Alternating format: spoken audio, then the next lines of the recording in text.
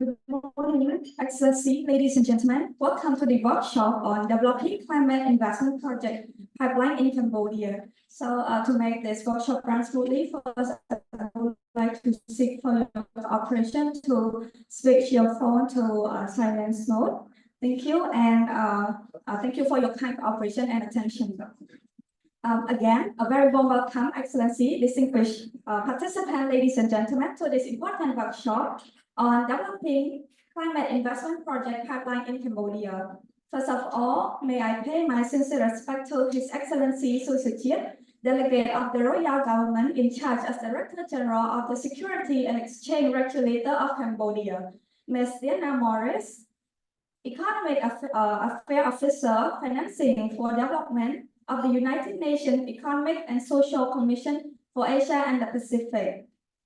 All resource speaker from National Bank of Cambodia, Cambodia Security Exchange, Akleda Bank, Phnom Penh Special Economic Zone, Royal Group Security, Ernst & Young Cambodia. Excellency, distinguished participants, ladies and gentlemen, it is my honor and a privilege to be the MC in this event, which is co-organized by the Security and Exchange Regulator of Cambodia and the United Nations Economic and Social Commission for the Asia and the Pacific, aiming to accelerate the flow of finance to green deal and project in Cambodia. On behalf of organizing team, I am honored to have you all here. Before we proceed, may I invite Excellency, distinguished participants, ladies and gentlemen, to rise up for the Cambodian national anthem.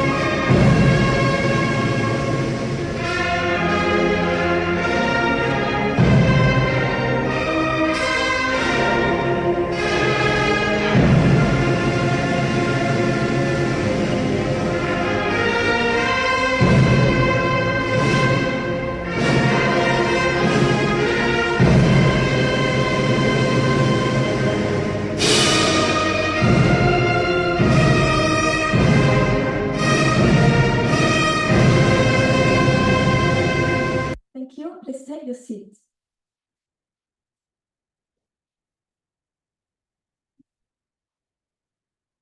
Next, I would like to brief our agenda for this morning workshop. We will start by opening remarks from our delegates. Then we will have the photo session. After this, we will have the presentation of the key findings. followed by coffee break. We will have a panel discussion on the spotlights on successes and perspective from stakeholders. And lastly, we will end by closing remarks. To start off today's proceeding, it is my pleasure to invite Ms. Diana Morris, Economic Affairs Officer of the ESCAP, for her remark. Let us welcome her to the stage.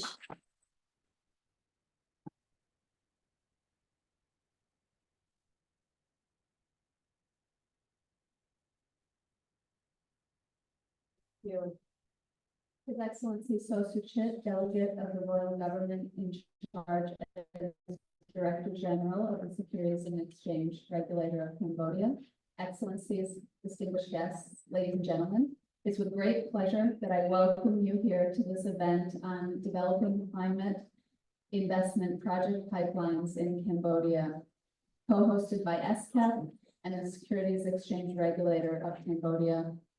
This event has really been a culmination of efforts on various fronts. Over the past several years, ESCAP has been working with the government of Cambodia on issues related to sustainable finance, from social issues on financial inclusion to capital markets development through the Cambodia Sustainable Bond Accelerator Program, which we have been working in collaboration with the SCRC. At the forefront of our joint efforts with the government of Cambodia, our focus has been centered on identifying and cultivating innovative sustainable finance solutions. And these initiatives are pivotal to enabling Cambodia to fulfill its nationally determined contributions, or NDCs, which are targets set to reduce greenhouse gas emissions. And these initiatives are also pivotal to financing the country's SDGs. Through this work, we've come to realize that while the development of appropriate policies and financing instruments is central to achieving the sustainable financing goals, a key stumbling block, which is fundamental foundation for the facilitation of the flow of finance, is enabling the development of strong bankable project pipelines aligned with the SDGs, particularly SDG 13, climate action. The project pipelines must be bankable, environmentally sound, and aligned with government NDC priorities.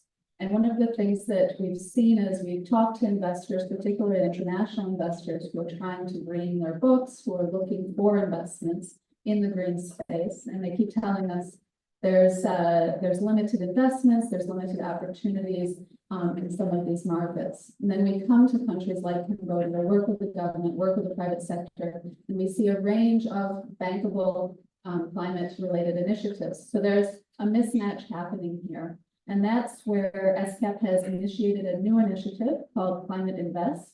And this initiative aims to support LDCs and emerging markets to develop pipelines of climate-oriented projects. An initiative undertakes key activities, including an investment deal analysis, investor priority analysis, and domestic banking analysis. And we will work with government regulators like SCRC to facilitate a supportive ecosystem for climate-oriented pipeline development. International pressure on banks and investors to green their portfolios continues to gain momentum. However, the key messages, as I mentioned before, which we are consistently and repeatedly hearing from domestic and international investors across the Asia-Pacific region, is that there is a lack of bankable climate-oriented project pipelines. We endeavor that the Climate Invest initiative will support the bridging of this bankability gap.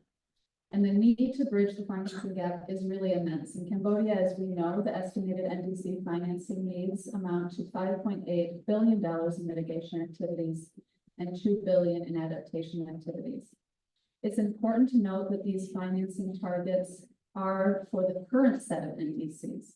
Actually, the next round of NDCs is due in early 2025, and this will require countries to elevate their ambitions significantly to ensure that our ambition to reach the 1.5-degree climate mitigation trajectory is on track. So therefore, even greater amount of financing will be required to meet these heightened objectives. Because financing is a key enabler to climate action, countries' NDCs should include financing strategies.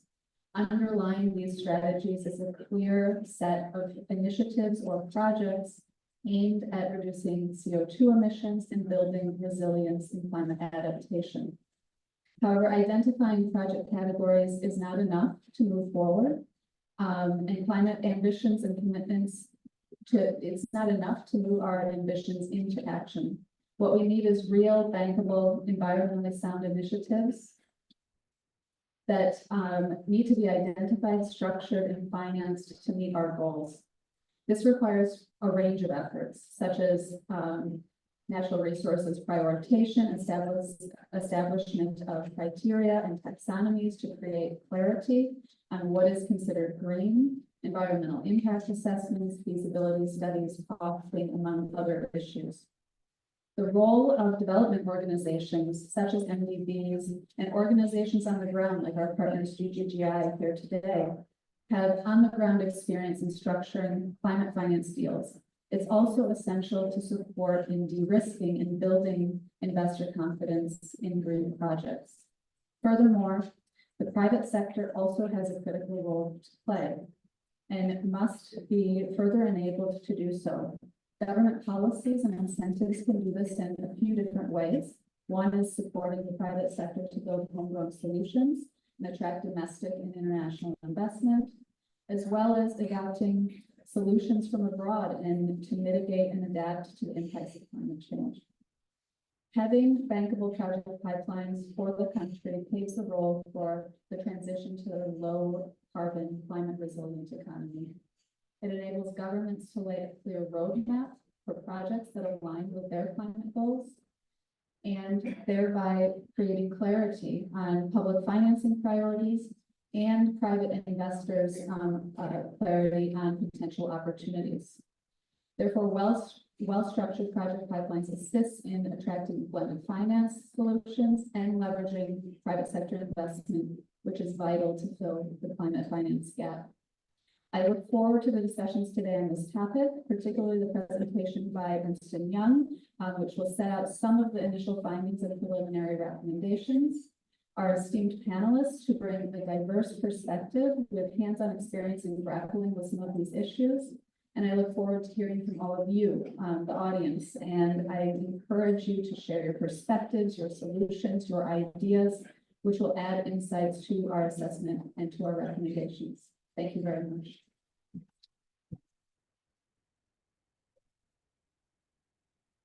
Ms. Lena has been at the forefront of the regional effort to promote sustainable development and climate action. So thank you so much for those inspiring words. Next, we are honored to have His Excellency Suchit, Delegate of the Royal Government in charge as Director General of the Security and Exchange Regulator of Cambodia, to deliver his opening remarks. Please join me in welcoming His Excellency.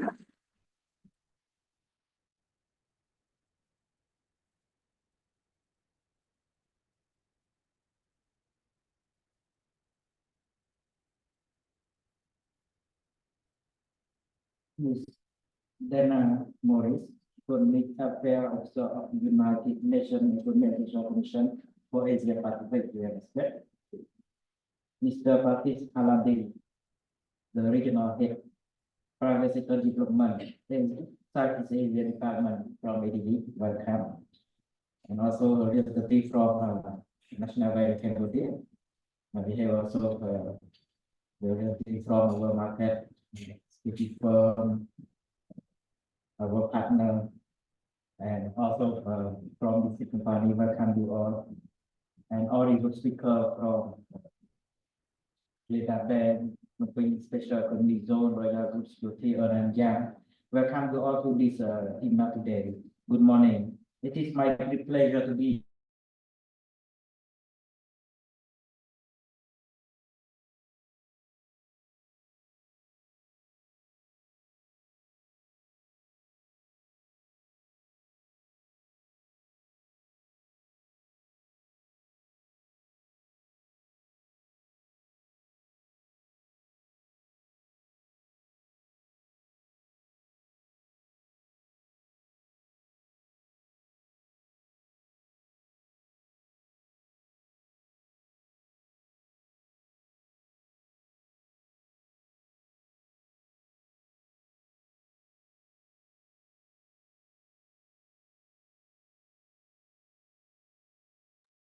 flood rage and heat stress are likely to intensify in Cambodia due to climate change. Cambodia GDP could reduce nearly 10% by 2050, and the poverty rate could rise up to 6% by 2040. While the challenges are significant, they also present opportunity. According to the World Bank, Cambodia economic update, economic growth is expected to be 5.8% in 2024, up from 5.6% in 2023. It is expected to grow by 6.1% in 2025 and 6.4% in 2026. Transitioning to the green economy is both an environmental necessity and economic opportunity that can drive innovation and resilience. By developing strong climate investment pipeline, we can attract the necessary finance to support sustainable development and position Cambodia for green growth in the region, which has a result to fuel up our GDP. These workshop objectives are crucial for advancing green project pilots. The insight gained will clarify the current landscape and highlight critical gaps. This validation process is essential to ensure our strategy are evidence-based and tailored to Cambodian needs. Despite growing interest in green finance, significant barriers remain, such as regulatory challenge and market readiness. In addition, this workshop provides opportunity to discuss the challenge and explore opportunity to unlock finance for green projects. We can identify strategy for scaling and enhancing our green finance ecosystem. This is about action, which we must live with clear next step, concrete proposal, and a shared commitment to the progress.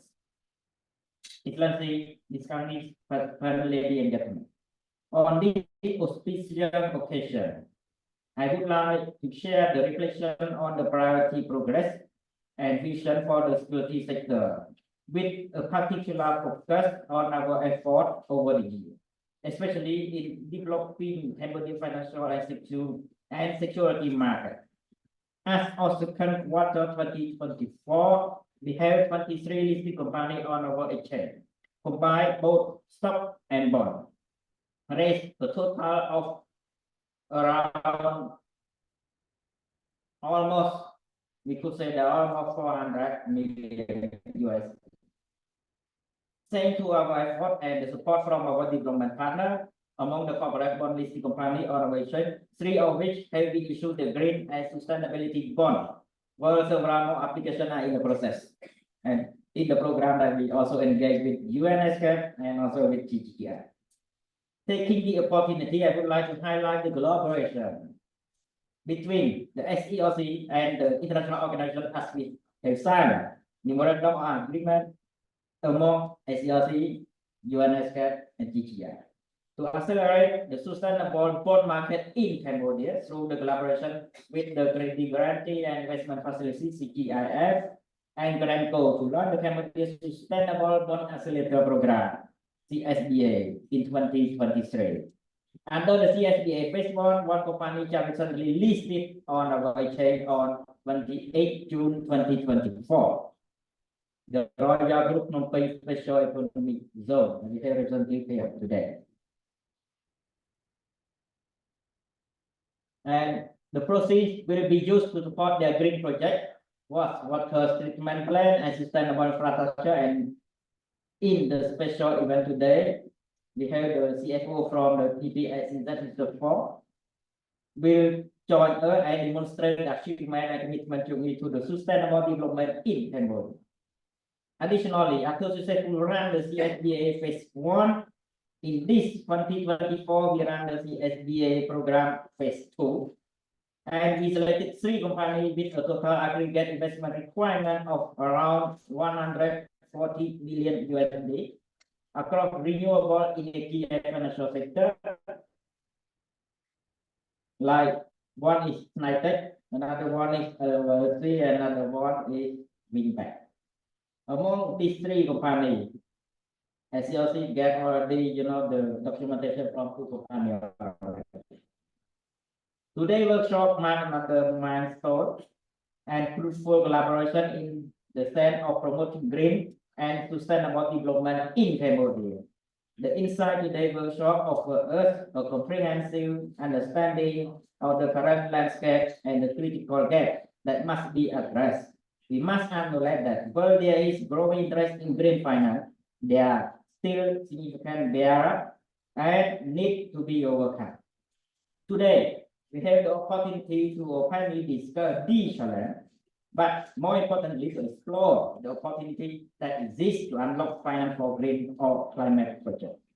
We have made notable strides in sustainable finance, and there are valuable lessons to be learned from these efforts.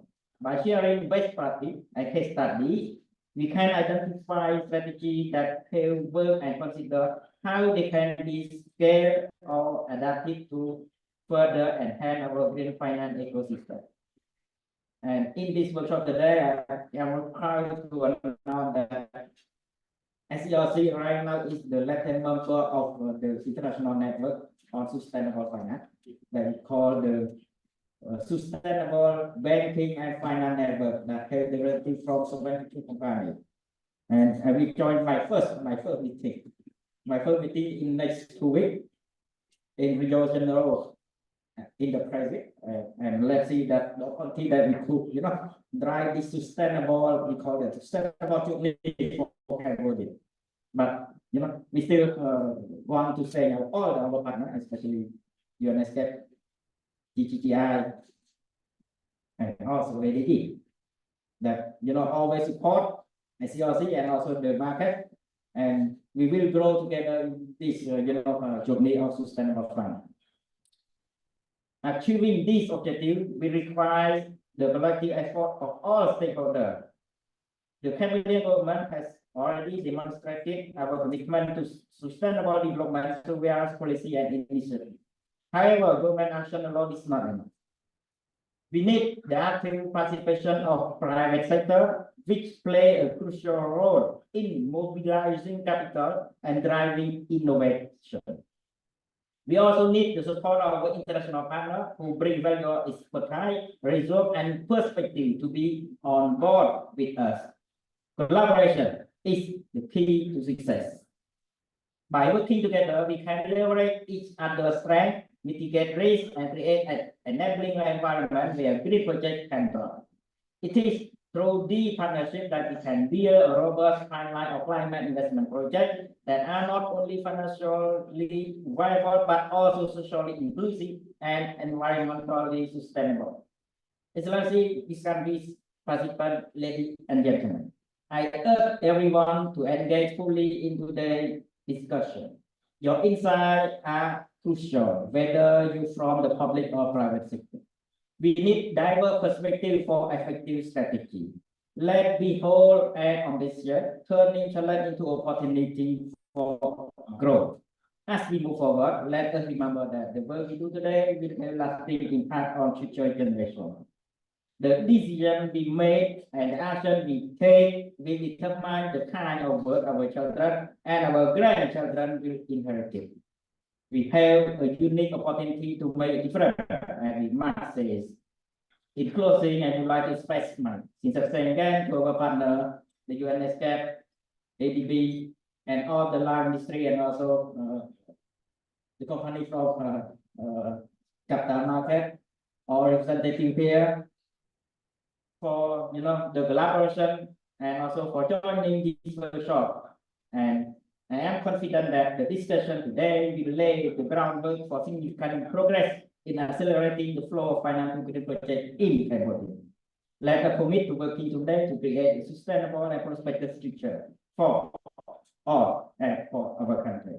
Thank you, and I wish you a productive and inspiring workshop today. Let me join with Ms. Dana Mori to announce opening of this workshop from now. Thank you. Thank you, Ms. Excellency, for the insightful remarks and leadership in promoting green finance. May I request His Excellency to remain on the stage. And at the same time, may I invite our distinguished guests in the middle table, the first row, to come up to the stage for a photo session.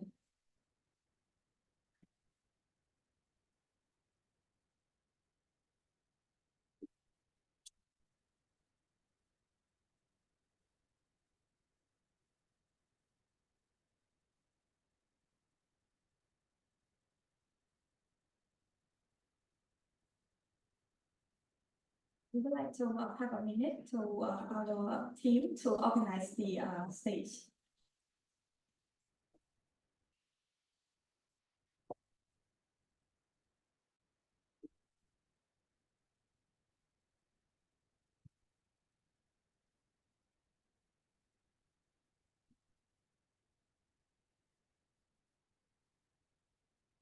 Thank you so much. May I request our delegate to remain on the stage, and I would like to invite our speaker and distinguished guests in the right-hand side to come up to the stage for a group photos. Yes.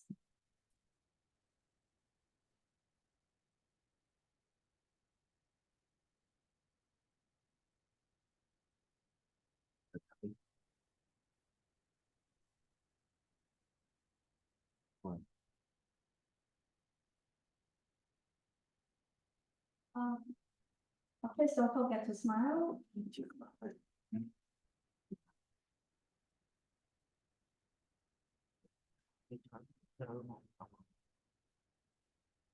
so much. May I request delegate to step down to have a photo session with our participants.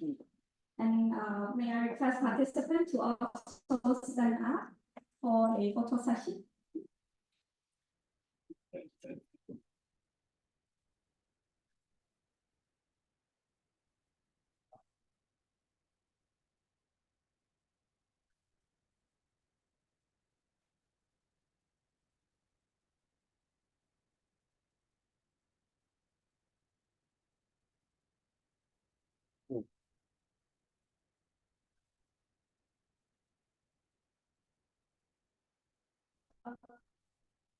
You may stand behind this so we can capture you all in one frame.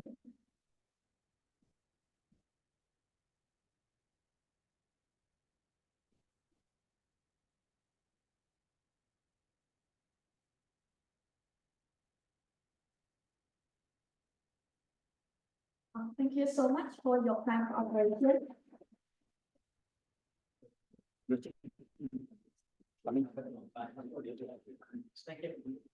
This is now the departure of His Excellency Susichit. Thank you, His Excellency, for your valuable time to open this workshop.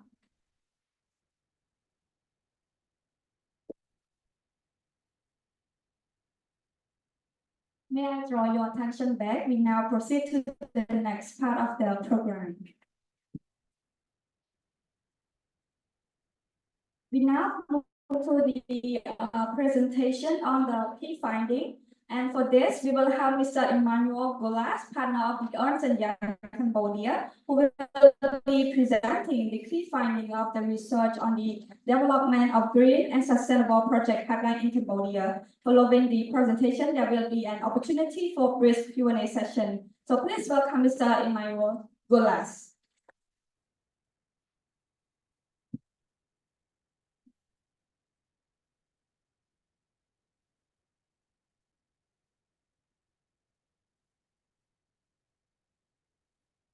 Good morning, everyone. We are here to present to you the results of the research work that we have undertaken together with the SARC as well as the ESCAP. Okay, so this will just be a short presentation, but please feel free in case you have any questions related to this one, or probably you can raise your questions later when we will have a panel discussion.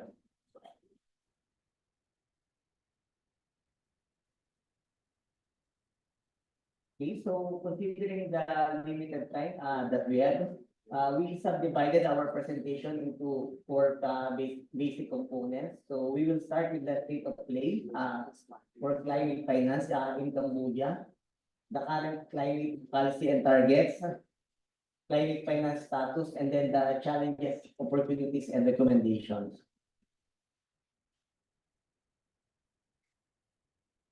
Okay, so for the state of play, thematic bans in Cambodia is currently on the rise. As we understand, globally, this has begun sometime in around 2007 when it was first conceptualized, and then World Bank issued the first green ban sometime in 2008.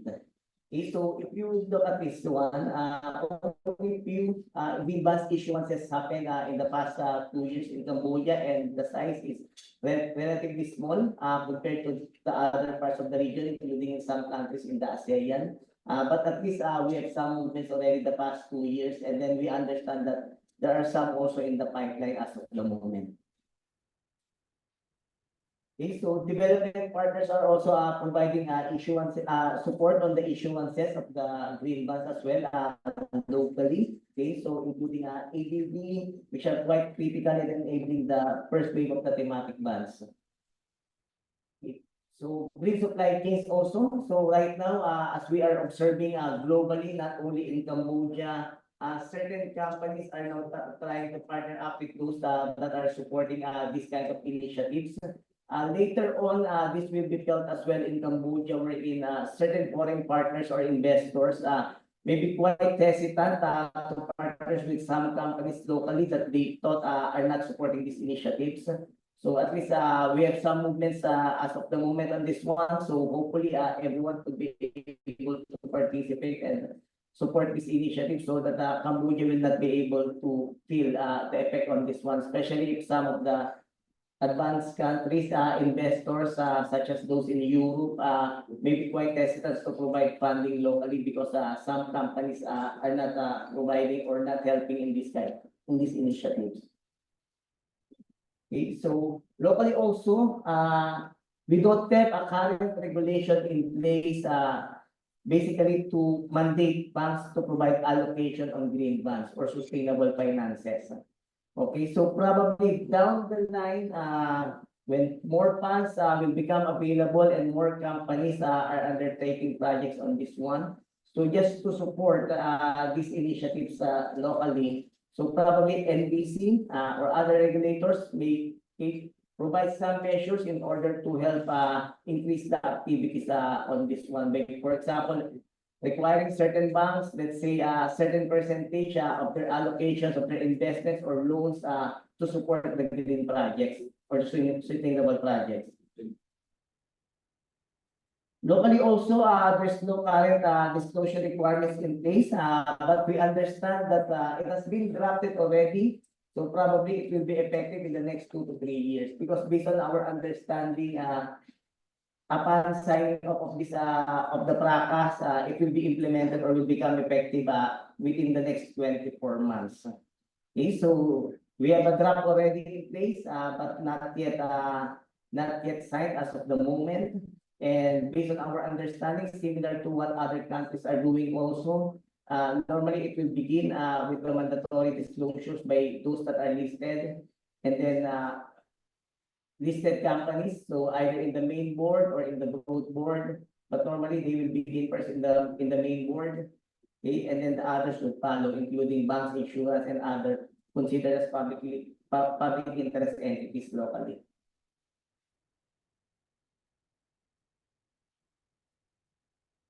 So basically, this is just a snapshot on how it began, okay, globally, of course, led by UN. And then later on, so basically to target the net zero carbon in 2050. Okay, so although when it started in sometime in 2012, when it was first called the IDD or intended nationally determined contribution, and it was non-binding at that time. So now when it became NDD, although still not legally binding, but participating countries are now more committed, basically to ensure all the participating countries could be able to achieve the net zero by 2050. Okay, so basically the national adaptation plan is just to ensure that those that are participating could be able to achieve this goal by 2050. So locally in Cambodia, basically our target is to become part of those that they consider as a developed countries come 2030. Okay, so considering that we are now working basically in less than 6 years as of the moment. So we are working on borrowed time on this one, but hopefully this is still something that could still be achieved in the next 6 years. Okay, so for the national strategic plan, on green growth, basically the timelines around 2013 to 2030. Basically, the green growth, is focusing on four main pillars, particularly the economy, environment, society, and culture. Okay, so with regard to this one, the last update was in 2020 with a target of 42% reduction in emissions. Okay, so the CCCSP, okay, estimates that around 7 billion of funding will be needed, okay, in the next year NDC or nationally determined contribution. Okay, so based on the 2022 studies, effective there is still a 38% funding gap, okay, at least locally in Cambodia. Okay, so without proper adaptation and mitigation measures, okay, so it could cost up to 9% of the Cambodia's GDP come 2050. While increasing poverty rate by around 6 percentage points beginning in 2040.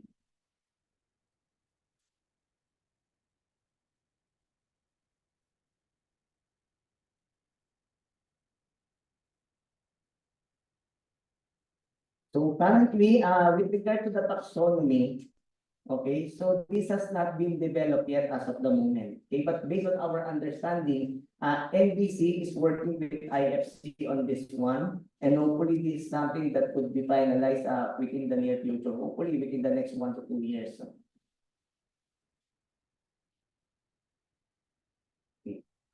So for the ADB also, okay, so they have undertaken the work to assist SCRC in translating the green bond issuance guidance into local language, considering that most of the investors as well as stakeholders locally would still prefer to use local language in some of the conversation as well as in reading and implementing these guidelines. But at least we have the English language already on this one, and then ADB assisted SERC translating this one into local language. So based also on our discussions with some of the banks, insurance, as well as other stakeholders, of course, we understand that there are some incentives being provided in order for them to undertake the green bond projects and into investing into green bonds. But at least, because of course there will be more pros and cons regarding this one, and I understand that most of the local stakeholders are evaluating these pros and cons on this one. So based on the subject 139, I understand that they provided some income tax and repayment POI relief on this one up to 9 years. Okay, so and then there are some incentives also including exemptions on VAT. Okay, so for the expenses incurred in connection with the green project, there will be a 150% because normally the reductions is around the deductions or tax reductions only normally is around 100% only for some of these expenses, while others can be disallowed. But for this one to encourage local companies in Cambodia to undertake green projects, so they increase the incentives up to 150%.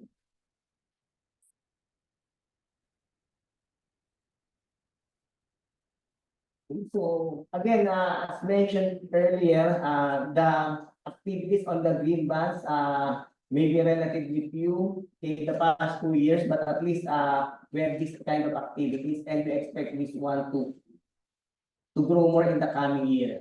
So these are some of the green sustainable bonds issuances in Cambodia recently. Okay, so we have the Golden Tree. So the size is around 1.5 million green bond issuance.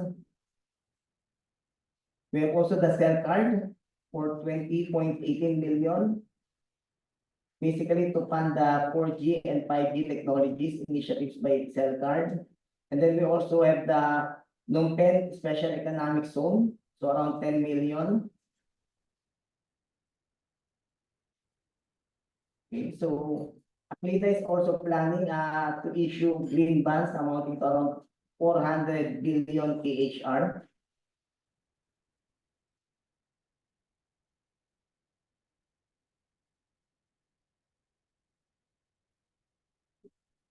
So Akleda currently also has 180 green loans totaling to around 16 million USD. And then Prasak is offering also some small green loans since 2016.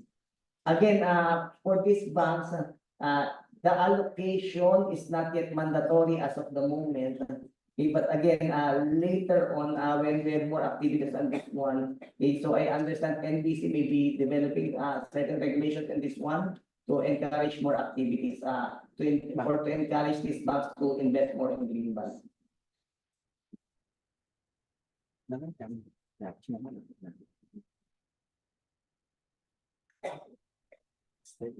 Okay, so for the key trends on this one, so as of today, okay, so the typical is what we are seeing in the following sectors: the green buildings, real estate, renewable energy, energy efficiency, and then climate resilient agriculture and water.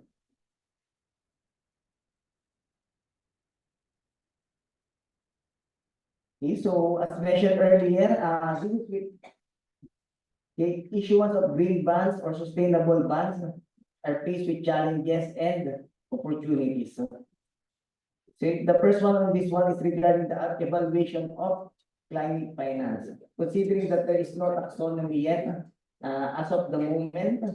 So, but again, we expect this one to be finalized soon. Okay, so basically, it's very hard to evaluate criteria, okay, on climate financing. Now, with regard to the resourcing, so there's still a huge gap as of the moment between the goals and the ability, okay, on the climate finance ecosystem.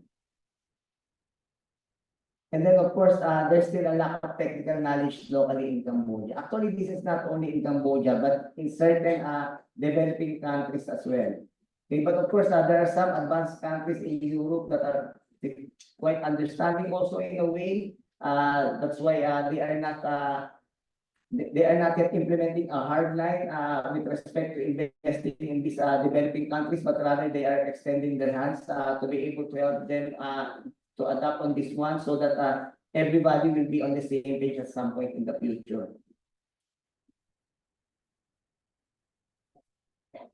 Also, as mentioned earlier, considering that most of the stakeholders are still evaluating the pros and cons on this one, it's very hard for most of the companies either to invest in green bonds or to undertake green bond projects.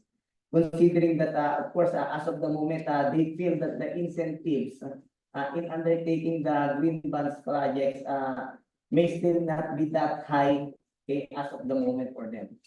Okay, for example, for certain incentives, like for example, for the tax, of course, they provided certain incentives on this one, but in order for you to be able to do that one, there will be still review to be conducted with the GDT on this one, and then they are quite hesitant also in opening their books, especially if they feel that certain transactions in the past may still be questioned by the GDT. So again, there are still some hesitations on the part of some of the companies in undertaking this project. Also, of course, we are, especially in Cambodia, that we are still in a very high interest rate environment. There's still competing non-climate investments available. Okay, so again, the interest rate on the green bonds may be quite attractive for some, but there may still be other available investments that can yield them a high return. So to the extent that the risk for them is still acceptable, so probably they may still prefer the high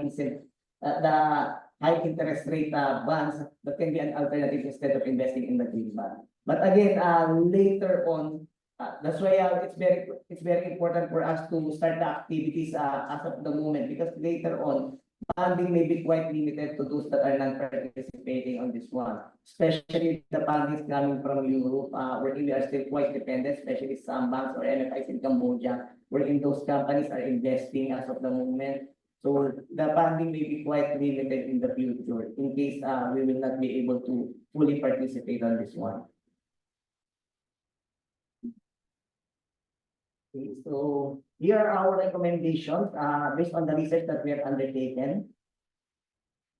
So for the evaluation of climate finance, the first one is to establish a climate finance project screening mechanism, okay, embedded in the government infrastructure pipelines. Okay. Second is to enhance the sub-decree 139 to mandate the evaluation of climate criteria for all investments. So basically, the objective on this one is to increase the activities on climate financing. And then again, expedite the finalization of the national taxonomy. Now for the garment industry, to establish an industry code of conduct for green energy and reducing the GHG. Noting Cambodia is a major supplier in this thing.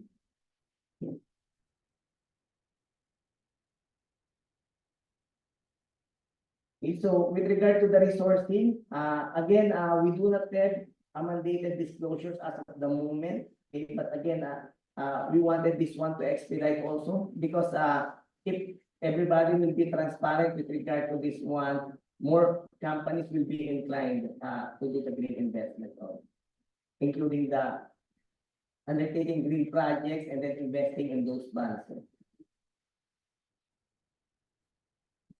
And then strengthen capacity applying ministries to understand the benefits of climate adaptation and mitigation initiatives, and to equip them to originate, scope, develop, and secure finance for bankable green projects. So for the agriculture industry, provide capacity building to farmers on both climate mitigation and adaptation impact.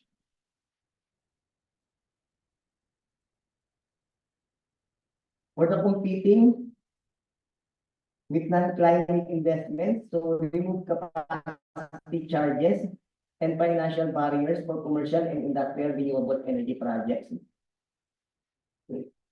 The second one on this one is quite stretched as of the moment, which is to digitalize government processes, considering that we understand that local governments may have other projects currently in the pipeline, but of course, this is something that we need to look forward in the near future also. And then provide financial incentive for green investment. Again, including developing local regulations also.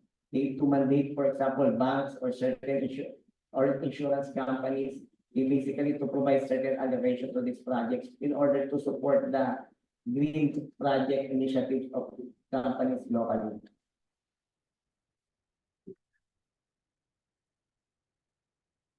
Okay, so for the agriculture industry, government to support investments on technology that are catalyzed by development partners and include risk reduction schemes, including providing credit guarantee, for example.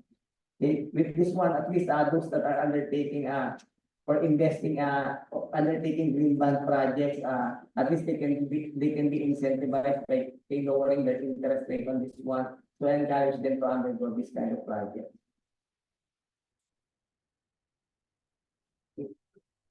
So for the next part, okay, because this project, we are undertaking this one together with EY Thailand as well as with EY Mongolia. Okay, just for the aid of everyone, because Thailand is quite advanced than us in terms of the acceleration of these initiatives. Our EY colleagues in Thailand would like to share their experiences on this one, what's going on there, what are the status of their, basically, what is the status of the green investment and sustainable projects in Thailand. They just for the information of everyone here, and probably this is something that we can copy those that are working well there, and then those that are not, at least those are something that we could be able to consider in order to be, for us to be more efficient on how we implement those in Cambodia.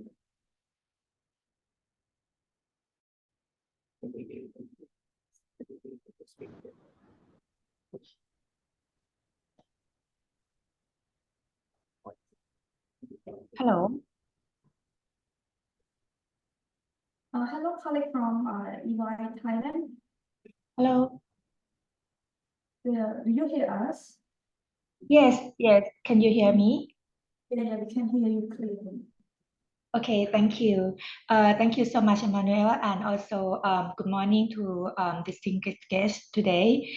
Okay, so I would like to share the study from EY Thailand because we have started the journey probably 4 or 5 years ago, especially on the climate finance EY. In Thailand, there's like what we call sustainable financing working group, which is a group of regulators. They are forming like an informal working group to work on the sustainable finance. And with that initiative, each of the regulators, the Bank of Thailand, the Security and Stock Exchange, as well as the Insurance Commission, Office of Insurance Commission, and also the Stock Exchange of Thailand. They are working together to draw a roadmap for the sustainable finance. So some of the example here, right? First is on the bond. So what we have seen is that we started with allowing green bond label in the market, in the capital market. That's the initiative of the Stock and Exchange Commission of Thailand. And then with the green bond, there's expansion to the sustainability linked bond, which is a little bit more complex instrument for the capital market. And now they are working towards a sustainable transitioning bond or transition bond, which is more about the corporate that make a transition plan into a more sustainable corporate, and then they can issue this type of bond. So these are what we have seen, that like one of the very first movement in the capital market in Thailand, and one of the very first bonds are subscribed by the development partners like ADB, for example. But now we have seen that the public also has shown interest in this type of bond more and more. So for example, the subscription would be like 4 or 6 times compared to, in terms of the demand, compared to the plain vanilla bond. Second, that I want to share would be on working together with between the regulators in Thailand, the Bank of Thailand issuing the taxonomy for energy and transportation, and then the Stock and Security Exchange of Thailand also working on the bond side. So we have seen this collaboration among the regulators, and then we also have the Thai Banking Association that take initiative or policy from this regulator and work within the banking association group to promote each other in terms of the climate finance. Also, the regulators make it not because issuing this type of bond is quite it requires resources, including the verification fees, and of course the regulator trying to evaluate help the corporate issuer by working with the development partner to subsidize the subscription fee, for example. And in terms of the loan that commercial banks are issuing, we have seen leading commercial banks in Thailand working on their very own initiative. So they have started, actually, I would say that they have started first and become like advanced or leading. A few large banks become the advanced and leading banks and become an example for others to follow. And this is with the collaboration with the Bank of Thailand. So lastly, in terms of the stock exchange, the exchange the Stock Exchange of Thailand or SET, they have initiative long time ago, actually more than 10 years, to scoring all the listed companies that provide information to them and scoring them into the ESG criteria. And then they make it an ESG index, so Thailand ESG index. And with that, later on last year, the government tried to promote investment in the stock with the ESG, with good practice of the ESG. So they would exempt personal income tax for those investing in a mutual fund that with the ESG label.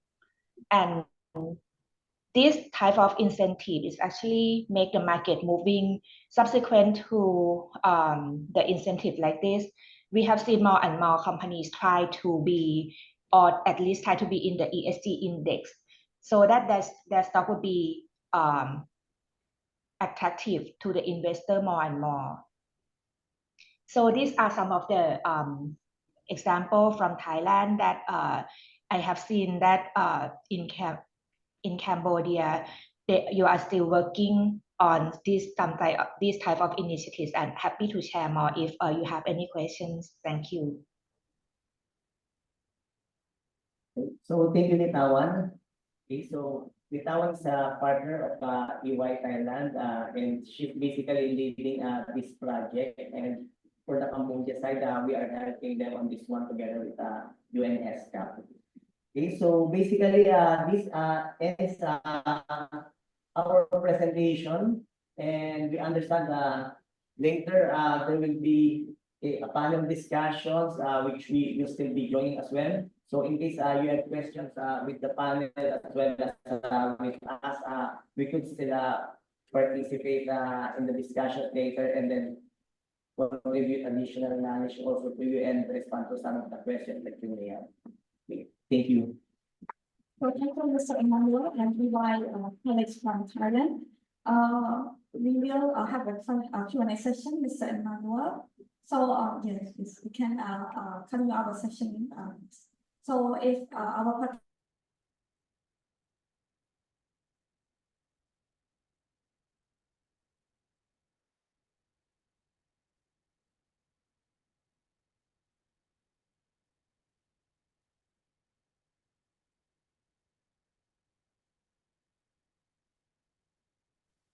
ESG funds, could you please elaborate more how this fund work, and also what are the tax allowances for the ESG investment to the investors?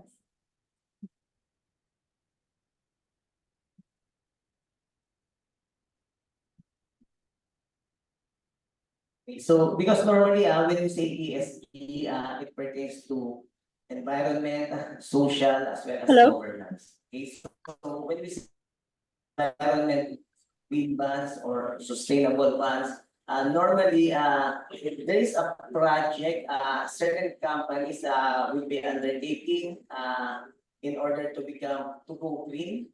Okay, so in order for them to be able to fund certain projects, they will need financing also, right?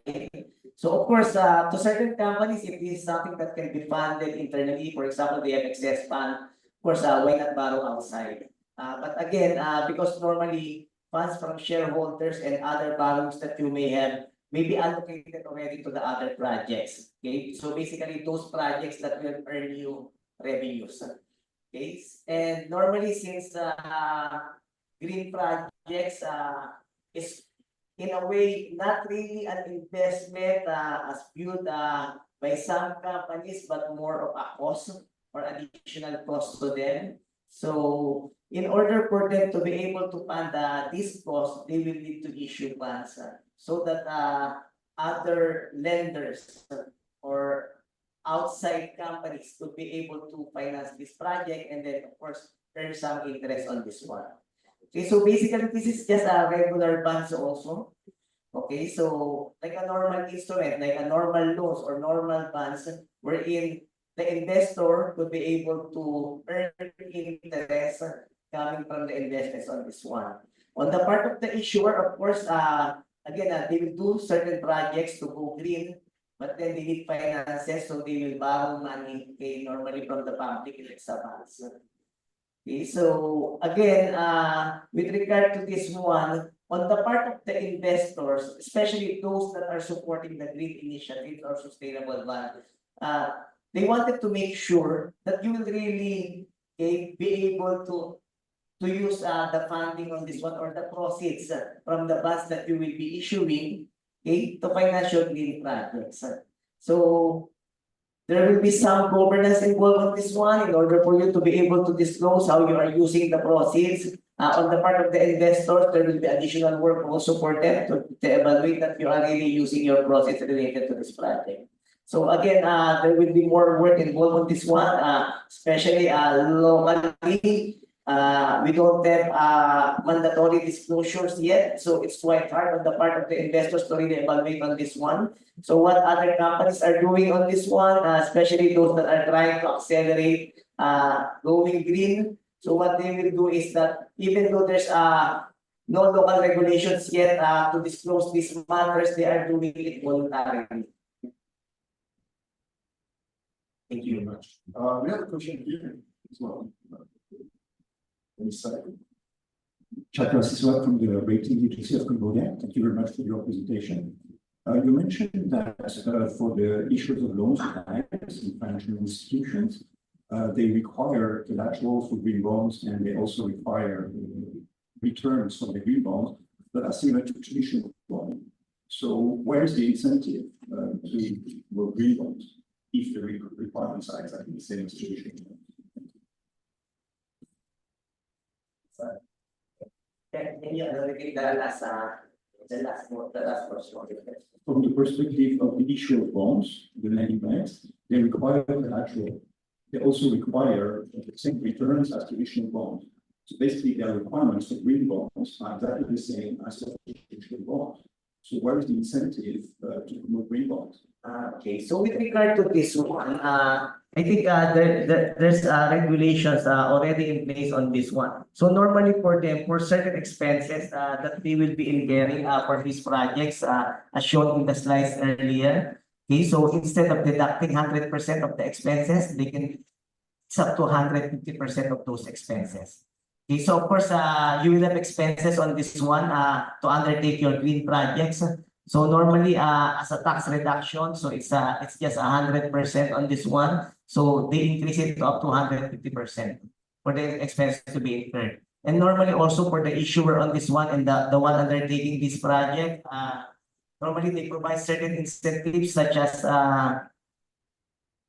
exemptions regarding the VAT, and I think there's also, let's say, a prepayment TOI. They will exempt you for certain number of years. I think right now it's 9 years, something like that. So basically, that's how they incentivize you. But of course, for some of these companies, they are still evaluating the pros and cons on this one because, as you mentioned, it's like an ordinary bonds also. But then, of course, there are some tax incentives, but for others, they are trying to evaluate whether the tax incentives are really sufficient in order for them to decide to this one. Because especially right now, because European companies investing in Cambodia, although of course they wanted us to go green beginning now, basically they don't limit the funds yet, considering that the economy in Europe is quite matured already, and as such the returns are going lesser and lesser. So they are still trying to invest in developing countries like Cambodia, because for example in Cambodia, some insurance companies are not yet experiencing the synergy. Probably if they will invest on this one and then probably help establish proper governance on these companies, we could be able to get the returns wanted by the stakeholders also. So again, that's why it's going around, circling. So basically, the regulators would need to establish the regulations to encourage companies to do this one. But considering that we don't have that kind of regulations yet, and then the funds are not yet limited as of the moment, so it's up to the stakeholders or local stakeholders to really evaluate the pros and cons in going green as of the moment.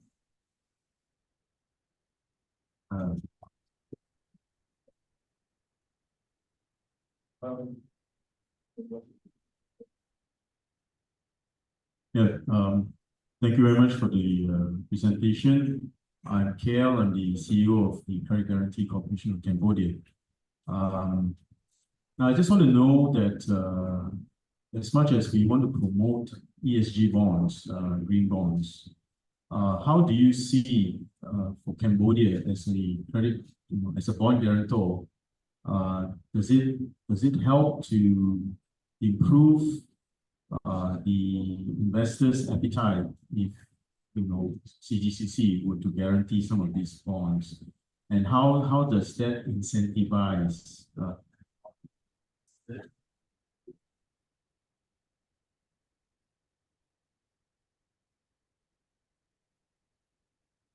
how does that incentivize investors to support some of these green bonds that are guaranteed by a sovereign guarantor, Cambodia?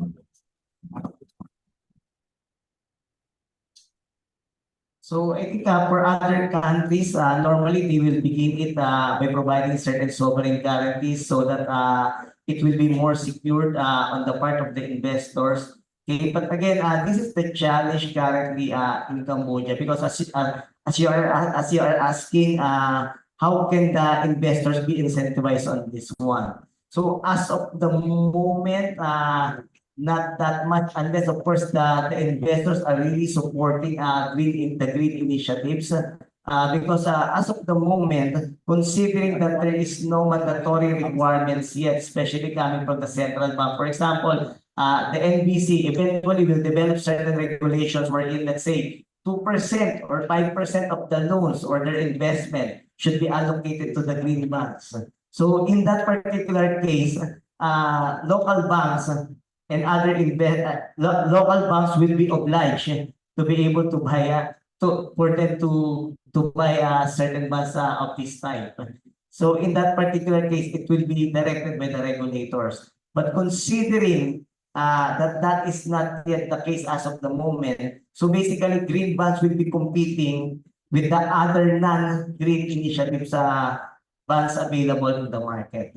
And considering that the returns, although it's quite stable for the green bonds, but we cannot really say that it's really a higher return as compared to the other bonds in the market, because it's still more on the risk-return relationship on this one. And I'm not sure locally in Cambodia wherein the government will really provide the guarantee on this one. Although of course the government can make their assessment also to ensure that what they will be guaranteeing are those that are really capable of paying this bonds issuance as well. But if you will look at this one, if that will be the case also on the part of the investors, they could really make those assessments. So basically the guarantee to be provided by the government may not be non-incremental or non-factor also on this one. Sorry. Ramzi, ABC Sustainability Committee Vice Chair. Just want to comment on how the two banks are looking from sustainability perspective. Number one, the demand. I don't think banks are not looking for any sustainability projects. I think they are looking for it more the way the demands are. From green building, I think they're very lacking of this. Also, I'm really not keen on monetary to impose banks to really go for policy. I'd rather go with the moving towards net zero carbon targets that they probably want to do. So if all of us are in the same boat, same journey with the government, moving towards net zero carbon target by 2050, then then I think all of us are moving towards the same thing. And therefore, in order to reduce our scope 3 emission, for example, then we are definitely looking for all these projects already. I think the question is then, how do I know whether these investment projects are really moving towards either reducing carbons or helping out in carbon offset, for example? I mean, that disclosure is very important.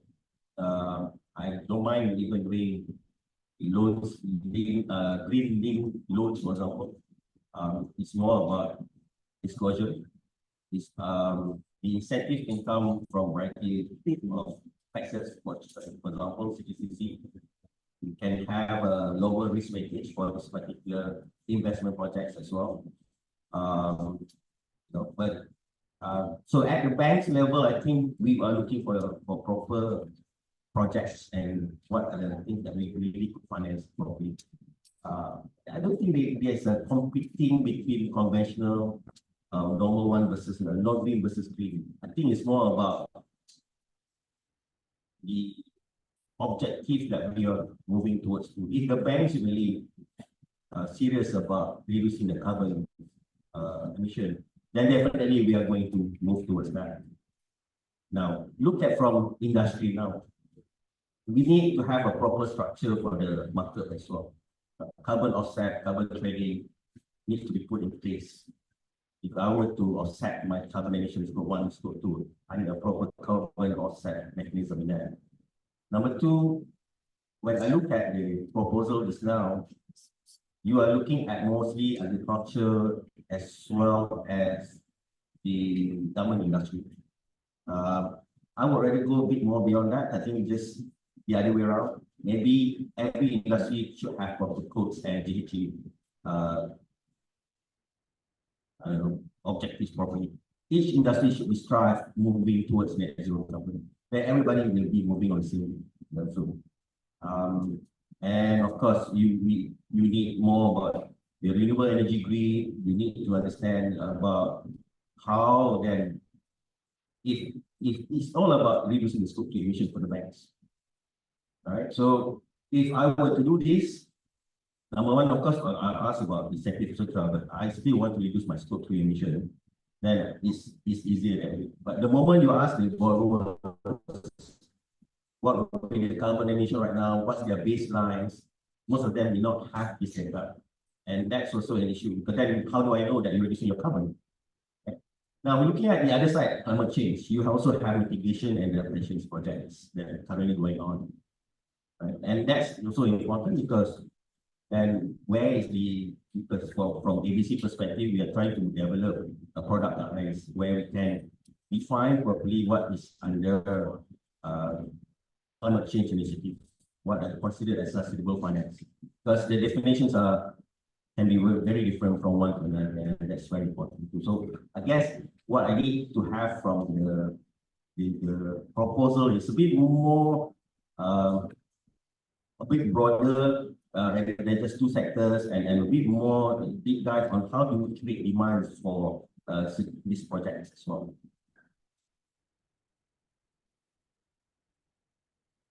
So again, with respect to this one, it's quite hard as of the moment because most of the disclosures that you can see, including the proposal, are basically voluntary. Okay, so because we do not have a current regulations in place. That's why moving forward, hopefully once the draft regulation will take into effect, okay, so the requirement can be quite robust in such a way that more information will become available on the part of the investors to be able for them to really evaluate the projects that are available for them to invest with. In addition to that one, of course, considering that we don't have that kind of regulations yet in place as well, so it's quite burdensome also on the part of the investors because of the additional effort that you need to go through, okay, the additional leg that you need to undertake in order to really evaluate, okay, how those green projects can be measured, how those green finance, especially the proceeds, are being used, if it's really used based on the intended purpose as discussed and as agreed, and then how can you be able to measure that one? So it's still a challenge as of the moment, but again, initially, of course, it will be regulatory driven. Okay, so it will be driven by the regulators, at least initially, because if you will look at the Cambodia market as of the moment, because in other countries, for example, if you will issue green bonds and then it's listed in the market, and then there's a list of documents and disclosures that you needed to bring to the public, at least the public would be able to really scrutinize this one based on the publicly available information, rather than requesting those information directly from the issuer. Okay, so but if you will look at the Cambodia market, actually our exchange, okay, has very few activities as of the moment. Even listed companies in Cambodia can be counted by our fingers. So not a lot of listed companies in Cambodia as of the moment. So what more can we expect with respect to these green bonds? So but again, the objective in this one is at least to begin the journey, and hopefully regulators could be able to develop practice or regulations that are quite robust enough to enable the investors to really be able to evaluate on this one, and at the same time to check the governance of this moving forward on this. Nitawan, do you want to share any additional information, at least for the benefits of the attendees here?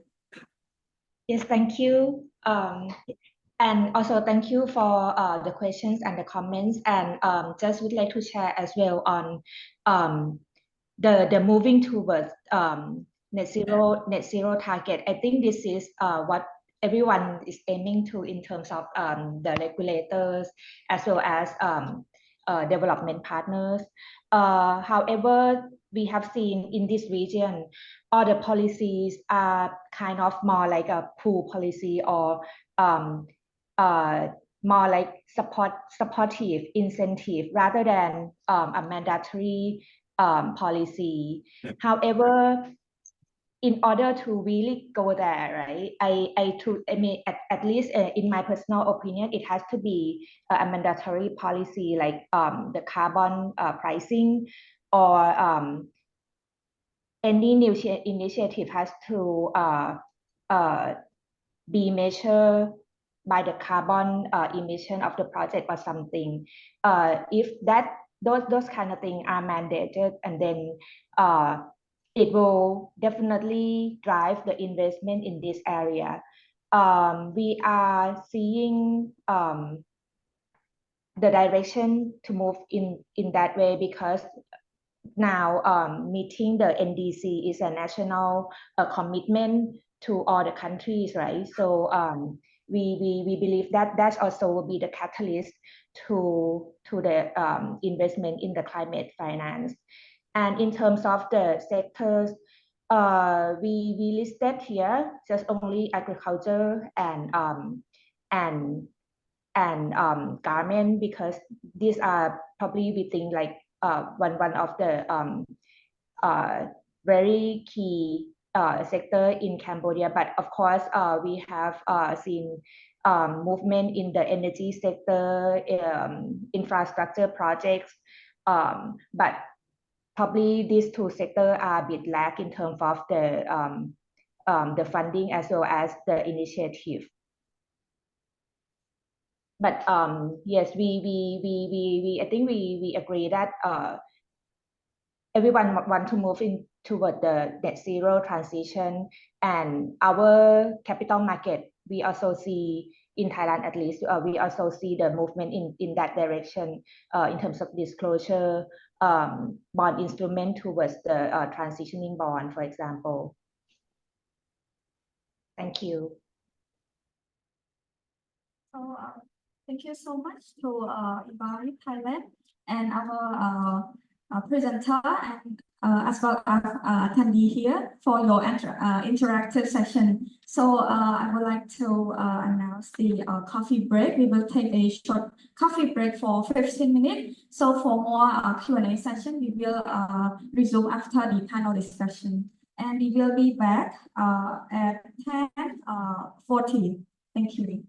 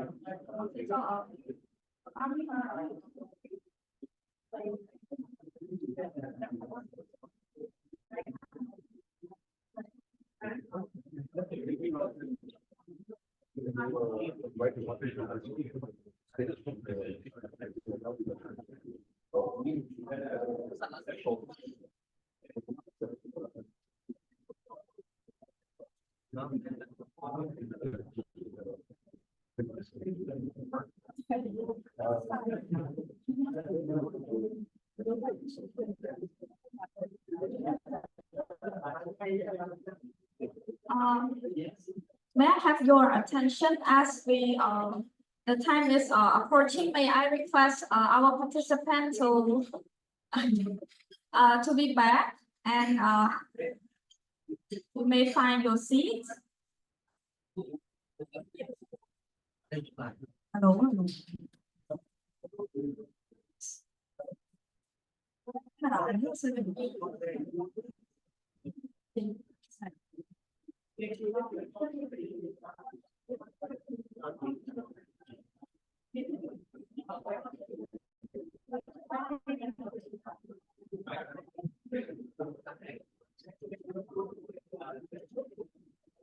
May I request participant who is outside, may you come back?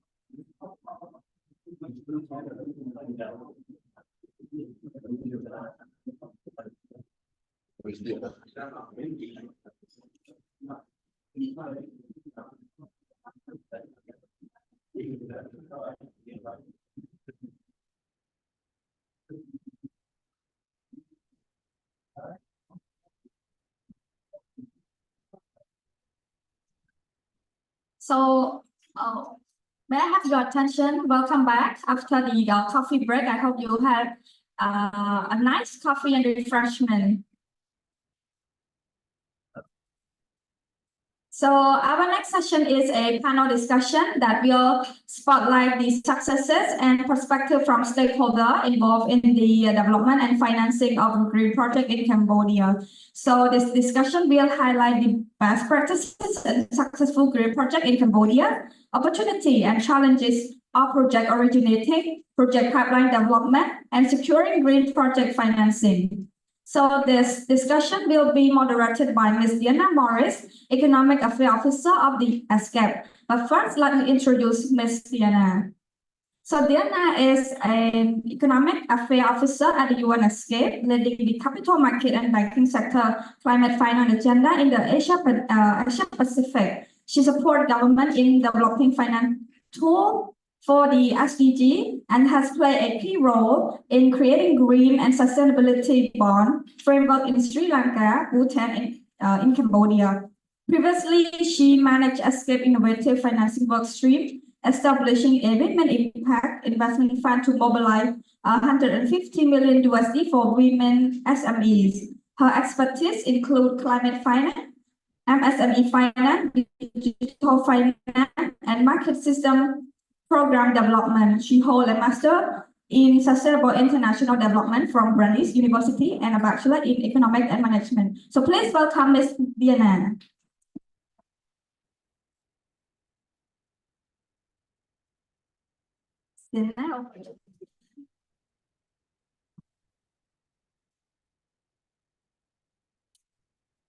Thank you very much. And thank you also for the very good discussion earlier this morning. I'm looking to take this forward in this next session. I'll first start by introducing our panelists. So first, Mr. Long Vivunrith, I always call him Rith, so thank you. He is the Deputy Director General at the Central Banking Operations Directorate General at the National Bank of Cambodia. His core responsibility focuses on foreign reserve management, domestic exchange rate management, monetary operations, and banking services. And he's also the Deputy Lead of the Sustainable Finance Team at National Bank of Cambodia.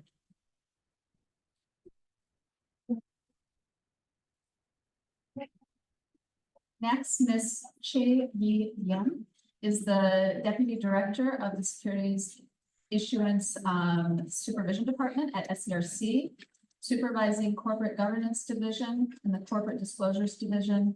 She has 13 years as a regulator in securities sector, playing a key role in developing regulations and standards related to corporate governance and corporate disclosures.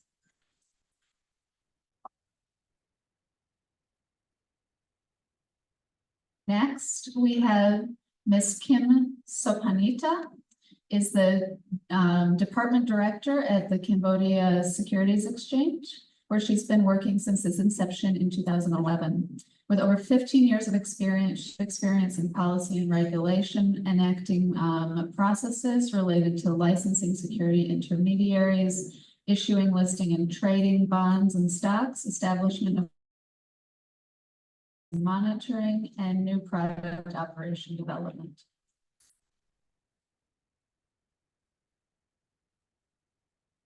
Next, we have Mr. Tep Buntion. He is the Senior Vice President and Head of Risk Management Division at Ekleda Bank. With over 20 years of experience, including a decade of international audit, risk management, ESG practices, he has extensive experience in corporate governance, ESG, and risk management. Next, Mr. Fong Ni Wee.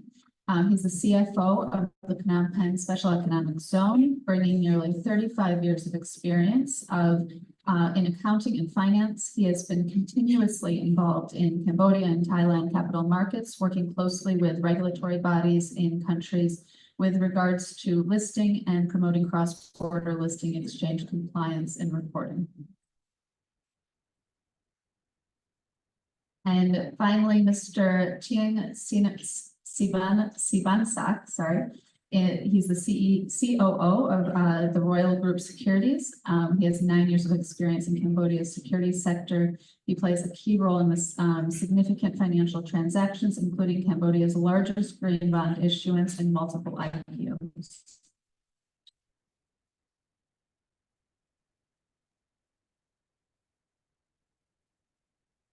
So a very warm welcome to our panelists. We have an expert panel here. I'm very happy to see a variety of different perspectives that we're going to have on this panel today, from the banking sector to listings to green bond issuers themselves. So I think it's going to be a very insightful discussion. And I want to start actually right away with Rith to give us a little bit of information on National Bank of Cambodia's role as a regulating financial institution, on how you see the current landscape of green finance in Cambodia, and what are some of the key challenges that you see financial institutions facing when it comes to financing green projects.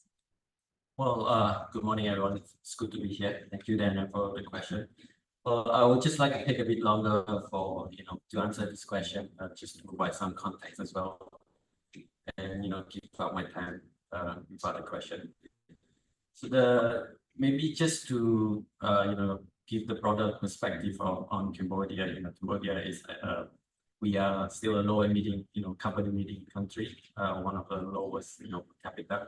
But we are, accessed to be one of our more vulnerable country, through flooding and drought as well in certain area. And this would just exacerbate as climate change.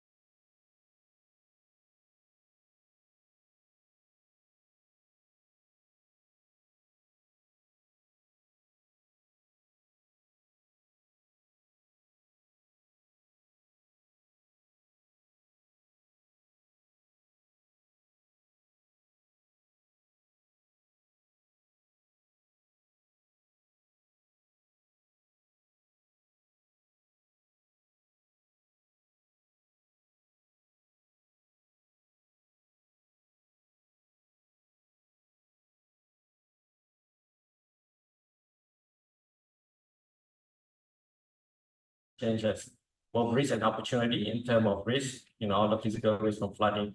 They can also impact the bank's balance sheet. So we are assessing, trying to quantify what are the risk exposure current bank portfolio might have to climate-related risks, so that where we can issue regulation that is appropriate and proportionate to the risk that there is. So we hope to have the result by the end of this year. It's a very extensive data collection exercise, and also the environmental and social risk management guideline is something we are working on as well. And this is on the risk management part, but the second exciting part for us is also building the enabling environment. So earlier, the panel of the speaker also mentioned the need for taxonomy. This is something we are doing, and we hope to have the 3 sector by early of this year. Those 3 sectors will be energy, transportation. We're still debating on which the other sector should be, agriculture or building, to be among the first 3. So it will be a phased approach, sector by sector. So when we have the 3 sector ready, we will publish that, and then we work on different sector. And we recently established interministerial. No, we got the approval in principle by the Prime Minister to establish the National Committee for Sustainable Finance with NBC as the lead, and with other financial regulator and other life ministry as member as well. So you will probably get an invitation for us to convene the first meeting in the coming months. This is important, to have a national committee to coordinate all activity among relevant stakeholders. And we're also working on the national roadmap with support of ESCAP, and on the loan reporting standard as well. What we have done so far is I also want to tackle some question by our EMI colleague. What we have done so far in terms of regulation, we issue a broadcast that give favorable risk rating to green asset. So so if the green asset, you need to allocate less capital for that as a bank. And just to tackle on the EMI question of why we don't have the mandatory credit allocation to green, it's because NBC in general we haven't done that. We never say you should allocate a certain amount to certain sector. We kind of it's easy for us to do, but harder for banks to implement. I don't think they enjoy being told how to allocate their resources. It can complicate efficient capital allocation in the country. I think bank knows best where they should allocate their capital. So we don't want to force them to do it. I mean, just not yet. We don't see any need for that. But we need to build this enabling environment for them first, to let them do it on their own basis and motivation. And so that's just the broad overview, and then in terms of what I view as the current landscape of still a nascent market, in the banking sector and also in the capital market. We do a lot of capacity building. This is the stage we are on, raising awareness. But in terms of the green lending of existing bank balance sheet, we are not able to give you a good number yet, because we don't have the taxonomy that say what qualify as green yet. So after we have that taxonomy, then we have a good idea of what are the amount of green asset on the bank balance sheet. But I know banks are really lending to green project, solar farm and EVs, for example. But it's still, I think it's still small. It's under 5%. So this is a large potential that can still increase. And so for us, we see that as an opportunity for bank to increase green lending, because we have a lot of interest from international investors to fund this project. But before they can fund it, you need to have project on hand, and not just project, but bankable project in general. And the constraint that we see, this is based on the stock taking report we have.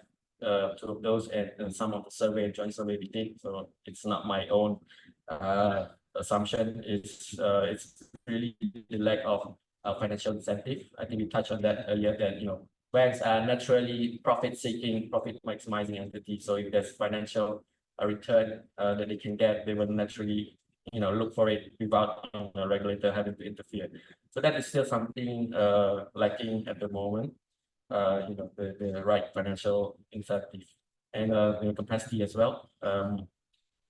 And green projects also tend to be more complex than traditional, have more complex in terms of financial structure than a regular bank loan that usually just is funded with collateral. So this need capacity building as well, capacity in terms of structuring deal, because banks tend to be the more conservative side of the capital. If the project are not able to find parts where it's safe enough for banks to go in, then it's hard for them to really fund the project. And also the lack of de-risking tool, for example, how they can manage FX risk, credit guarantee, credit rating. So this is something that can still be scaled. FX de-risking tool is not widely available. Credit guarantee, I'm happy that it's available with GCCC, and hopefully it can be scaled up. And we have representation from Cambodia credit rating agency as well. If it really helps investor cut down on their homework as well. I don't need to do my own credit risk assessment. I have credit guarantee, so I can just take the credit risk of the government. So it helps with those having those more widely available.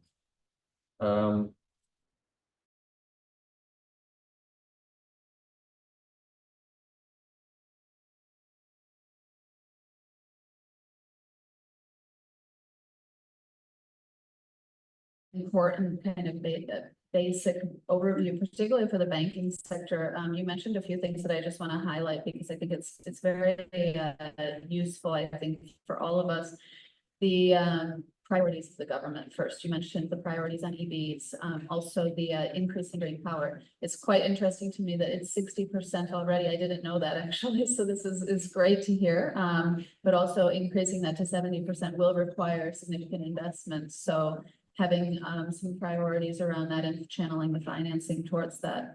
And also the taxonomy is key, of course, for the banking sector. And you mentioned energy and transport is two key areas where there will be priorities and things that we can look at as we go forward when we're looking at some of the financing opportunities. This will set it out very clearly, I think, on the energy and transport front. So thank you for that. And I want to stay actually on the banking topic for a second before we go to the capital markets. And I want to ask Mr. Buntian from ECLEDA, building on the insights that our colleague at NBC said, as a financial institution, can you describe some of the key barriers that ECLEDA faces in the identification and financing of green projects, for one?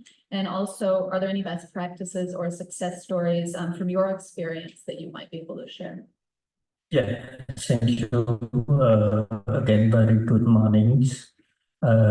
Yes, and when it comes to the green financing, actually, we face challenge. I agree with our earlier that mentioned about the resource, actually, the limit of knowledge and lack standardization. Actually, more of us, we have educational background in bank and financing, but when it comes to climate change, biodiversity, terminology, or GHG emission, it's very difficult and hard for us. And in addition, we also circulate and communicate this to our customer. So this can lead to the reluctant in green finance project rather beyond of our traditional loan. And the second challenge is related to the high cost of fund, our speaker also mentioned, and additional requirement. Yes, actually, if we look to the current interest rate price due to the increase of benchmark rate and the increase interest rate has been increased. And for the issuing of green bond or raising finance also need a new process or requirement of framework and as well as like second party opinion impacting report or verification. Yes. And from our experience, as you may know earlier, that ESCAP we have planned to issue a green bond to provide finance to a green eligible project that focus on the energy efficiency, renewable energy, green building, clean transportation, sustainable water infrastructure, sustainable agriculture, ecotourism, and sustainable waste management. We have done a lot of progress in the projects through our strong support and collaboration from our regulator, National Bank of Cambodia, Security Exchange Commission of Cambodia, and other partners to join hand on this. We have done a lot, and actually we have built the framework or procedure in order to identify the green project. And we also set up the process flow for loan approval related to the green project. And several training and capacity building have been provided to our training officer at the operational level in order them to identify or make due diligence on the green project effectively. Yes. So thank you. Thank you. You're leading us actually right into the next speaker when we're talking about green bond issuance. It's great to hear that ECLEDA is also looking at these types of issuances. And also you mentioned one of the key challenges that we've heard also from others that we've been talking to is knowledge in terms of the customer side, in terms of demand, looking for types of lending products and things like that, and really understanding, you know, why is a green loan or why are these types of environmental aspects important. So this is also something that needs to be increased and driven in Cambodia, is also the demand side as well. I do want to move to the capital markets discussion, starting first with Ms. Sopanita. The Cambodia Securities Exchange, it plays a critical role in the country's capital markets. And while the exchange is, of course, still small and growing, we've seen a significant increase in issuances generally, but also particularly in the green bond issuances in recent years. I wanted to ask, from your perspective, how rapidly do you see the bond market growing? And other green financing instruments developing in Cambodia, and what opportunities, whether this be policy, incentives, or others, would you see to help this growth of the sector?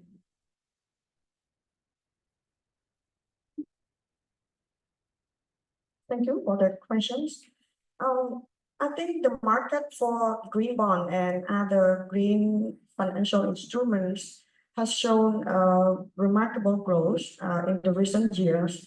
And the reason could be because of the increasing awareness of the environmental issue, the supportive government policies, the assistance from development partners like ESCAP, ADB, GTGI through the provision of the accelerating program, and also the international interest has led to the more issuance in Cambodia.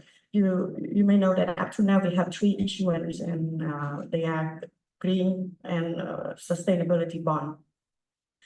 However, I still think the pace of development is still gradual, and this could be because of a few reasons, and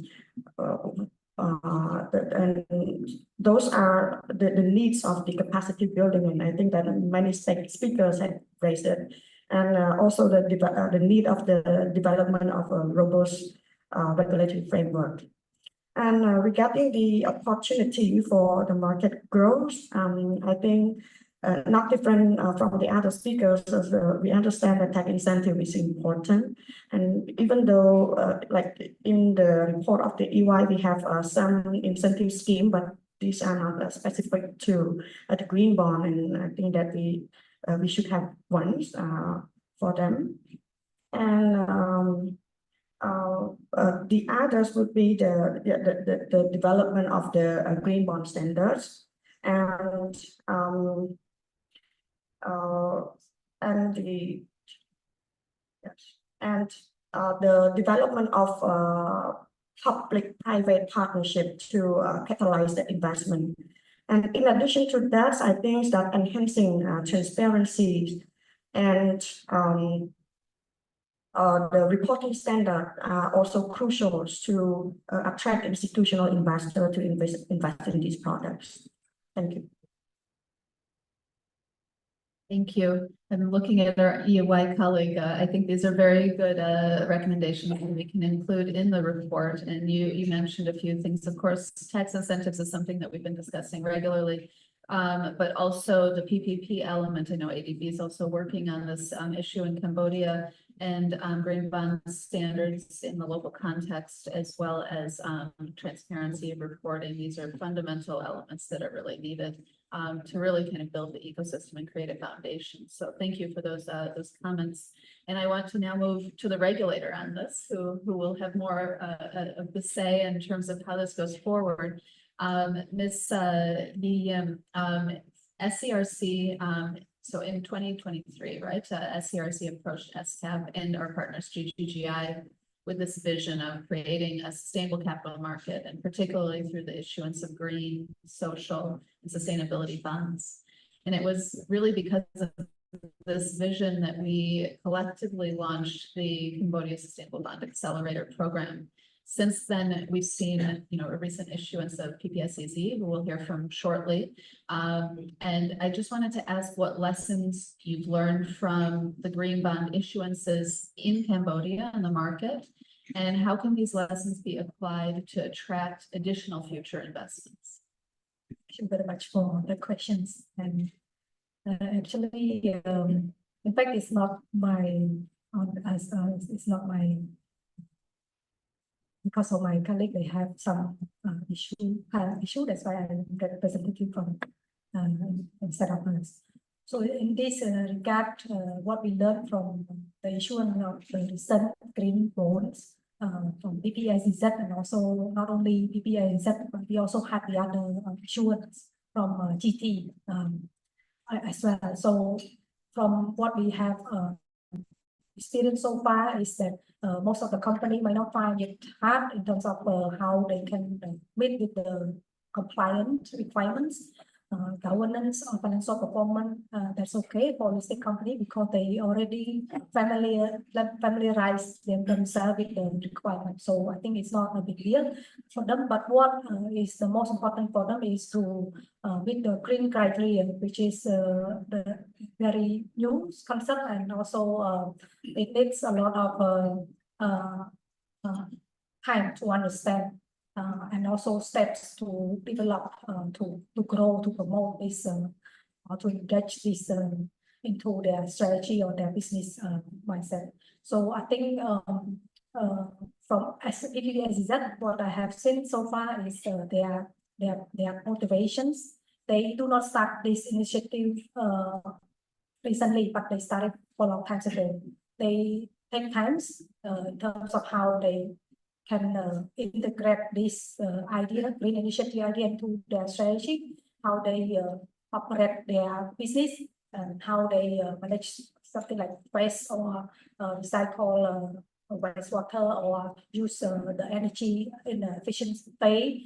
This have been done so far for a long time for them. So I think starting green is not a blink of an eye, but it takes time. So the company, I would like to encourage also the company who want to promote the green in their business, they need to start it right now. Otherwise, they will be left behind. and the opportunity might not be, might not have a large for them.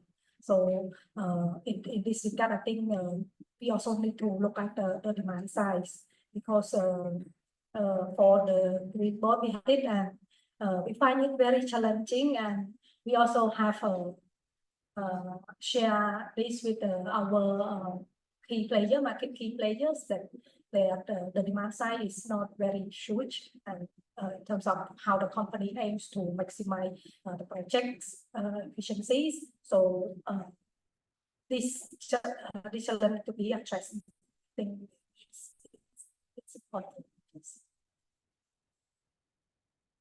Thank you. You mentioned one very important point about in the ability to meet green criteria, and also the importance of companies to think about this now and not be left behind. I think this is a fundamental challenge in that you're a company working in your space, and you might not have that expertise in the green space, and also in the financing space too. A lot of us, even myself, we're working on financing. We're not necessarily experts on the nuances in terms of carbon emissions and things like this. So it is very important to start building the expertise on that, having those positions within corporations and stuff that look at the environmental side of this and ESG. So very important point on that. And I want to move now to Mr. Fong from the Phnom Penh Special Economic Zone. You've recently issued a green bond, and it was under the accelerator program, actually. Can you share with us some of the challenges and also the successes encountered during the process?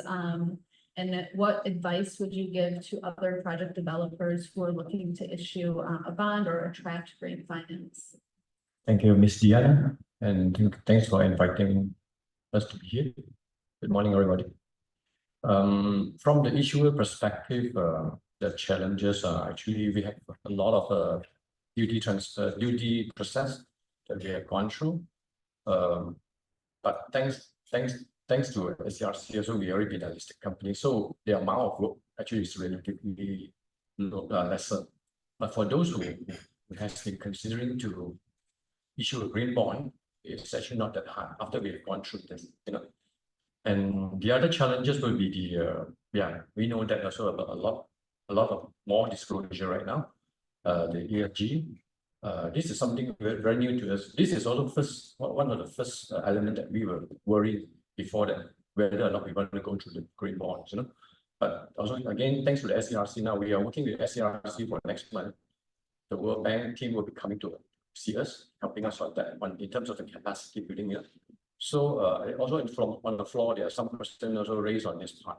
Are you really taking the green financing? Are you really complying with the green finance? And where is your utilization of your proceeds?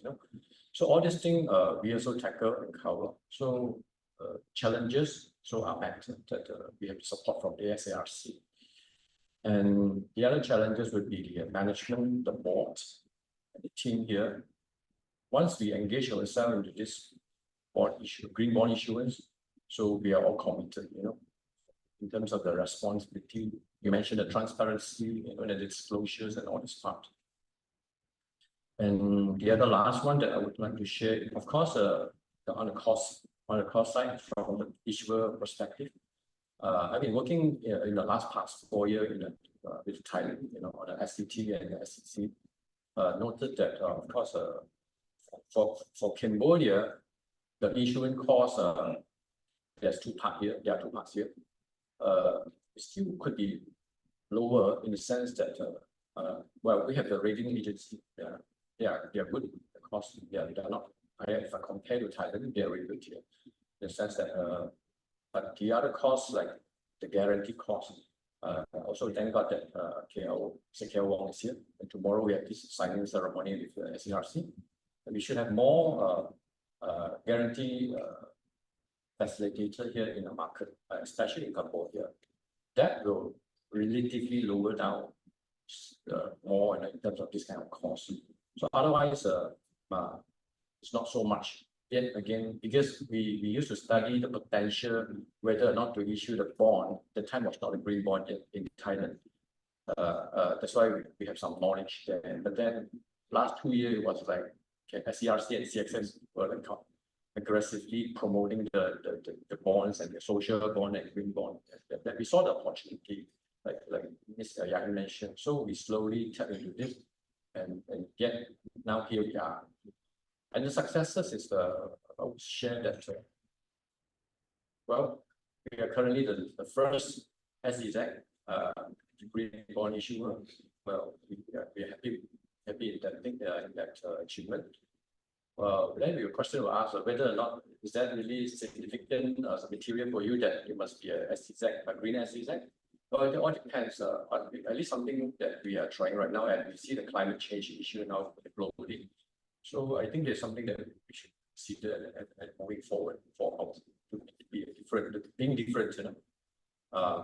And also very much depends on our clients. In our clients, we have our current zone here. We have about approximately 100 over tenants.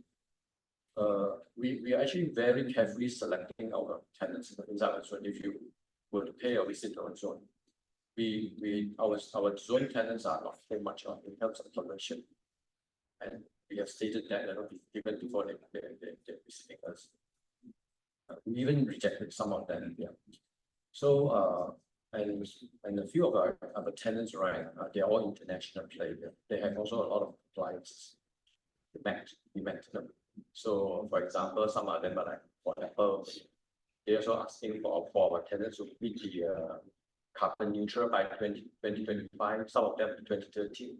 So they are right now doing that already. So this is something that it could be now to look at it is a great success because that now we are the SZ, and we are presenting to our board of directors that yes, we want to be green as SZ in the next 5 years. That's another challenge that we are hitting. Lastly, in terms of our status, when we issue the green bond, we have obtained the IG grade, investment grade. So also thanks to the Royal Securities are helping us. And then only we found out that just now the presentation was talking about a lot of mismatch, right? So initially we were like worried, we are issuing a green bond. Do we have such investor in the market? So we do not know. So I think some of you saying that fairness is actually important. Yeah. When we are out there, then only we realize that actually there are quite many of this type of investor, the green investor in the market, and they are looking forward to see like is the issuer, the bond issuer, fulfill the criteria, So and with the due diligence process that we've gone through, So if you are greedy, the market is there actually, and the funder is actually there. So I just want to share this part. That was a question mark was before that, and that international platform. As I say, of course we are the issuer in Cambodia. We would like to support the capital market in Cambodia. So, but with this status right now that we have already issued a green bond, in the press statement also we were talking about 20 million, but testing the waters for the first 10 million. So we cannot have exploring the Thailand market or a neighboring country, for bond issuance. That is just for saying here. So these are all the advantages and successes that we experience, after green bond issuer. That's it. Thank you. Thank you. And first, a big congratulations to you on this. And you mentioned a few things that I think are very important. The demand from investors for products like this to be able to invest in this. And I think this is something that we've heard a lot actually in Cambodia, but other countries too, is this kind of apprehension of, oh, should we list, should we not, or should we issue, should we not? Is there going to be demand in the market? And you've seen that there is. So this is great to hear in Cambodia that there is that demand. Also, you mentioned, and I think this is a very interesting business model that you have, and I think it's a very good example for specifically other special economic zones as well. As we see, particularly in terms of supply chains and greening supply chains, the buildings that are housing factories, things like that, need to begin to be greened. And this is regulations, particularly when you're looking at trade with Europe. There's becoming more and more regulations on that. So the fact that you're already in this space, you can attract more businesses to the special zone, you can create a little bit more of an enabling environment there, and there is demand for that as well. So I think this is a very interesting business model, a very good way forward, and kind of at the cutting edge and advanced in the Cambodian market. So congratulations on that. I now want to move to Mr. Sobansak from the Royal Group Securities. And as a leading security firm, Royal Group Securities has played a crucial role in facilitating significant funding for local businesses through IPOs, bonds, loans. Can you share your perspective on the current state of the market in Cambodia, and specifically, is there growing investor interest, like what we just said? Do you see this as well for green projects that you're looking at? And if so, in what sectors are you seeing the most potential and opportunities, and also challenges that you're encountering in this space? Okay, thank you, Ms. Morris, and good morning, ladies and gentlemen, participants coming here. So I'm very excited to be coming to this workshop. First, when I was invited, I was like, good opportunity for me to learn. Then later on, I found out that I was invited to be a panelist. And yeah, I think a lot of good points have been raised, mentioned, especially by EY and other panelists as well. So I'm trying to share some experience related to capital markets, our conversation with potential issuers, investors, especially in these green financings. Something to add more on the points that I've already mentioned. So related to the market overview on the capital markets. So when it's come to green financings, issuer can access on the banking side to get a green loan. And on the capital market side, issuers can also decide to issue green bond. So when it comes to bond market in Cambodia, just a quick overview. We have a regulation in place in 2017, thanks to the SEOC for the progress. When the progress was launched,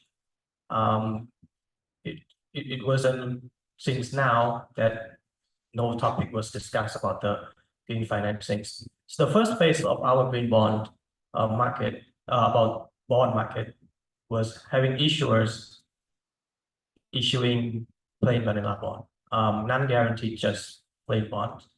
And in 2020, when CGI was accredited by the SEOC to guarantee bond in Cambodia, we start seeing market shift from issuer issuing non-guaranteed bond to issue guaranteed bond. Since then, we have potential companies issue bond guaranteed by CGF, bond guaranteed by Caringo, and we are working closely with CGCC, Credit Guarantee of Cambodia, in order to have another bond in the future to also guaranteed by CGCC.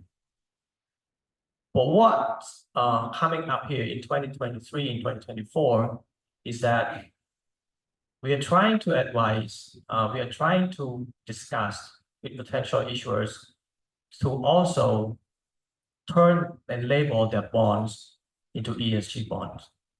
And so far, we did the first green bond, and the second green bond issued by PISP, the first sustainability bond by SECART, and soon we are going to see the first social bonds, and hopefully gender bond, blue bonds, yeah, other bonds. So that's the market right now. So on top of that typical bond, we are trying to encourage investors to issue the green bond.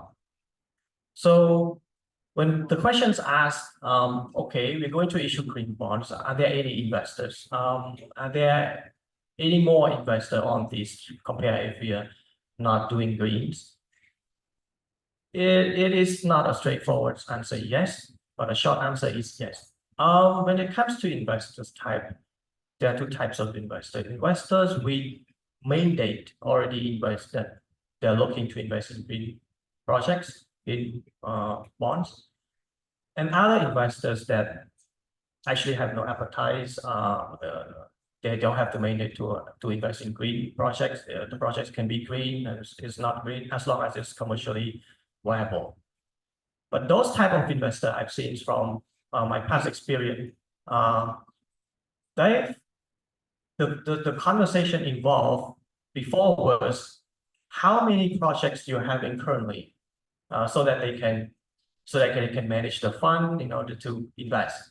Now the questions in addition to that is, out of all those projects, are there any projects that is green, social, or sustainability? So I can say that the investor interest starting rising, not significantly yet. Not significantly yet, probably due to two factors. Number one is the lack of potential pipeline. That's why that's the main reasons why we have today's workshop. We want to push for more projects so that investors can prepare themselves, so that investors can discuss among themselves internally in order to come up with a plan or the budget allocation for the green financings. I believe that in the future, this interest will continue to grow, especially for the Cambodia market. And when it comes to sectors, I think everybody's would agree to this. Number one is energy. As we have seen for the news, for the research data, that energy accounting for around 73% of the greenhouse emissions. The second one is finance, I believe, in Cambodia, because banks play a very key important roles in order to finance green projects. So they can either come to capital market to issue bonds. They can also go to the banking industry to take the loan. And the third one's also the sub parts of the energies is the transportations.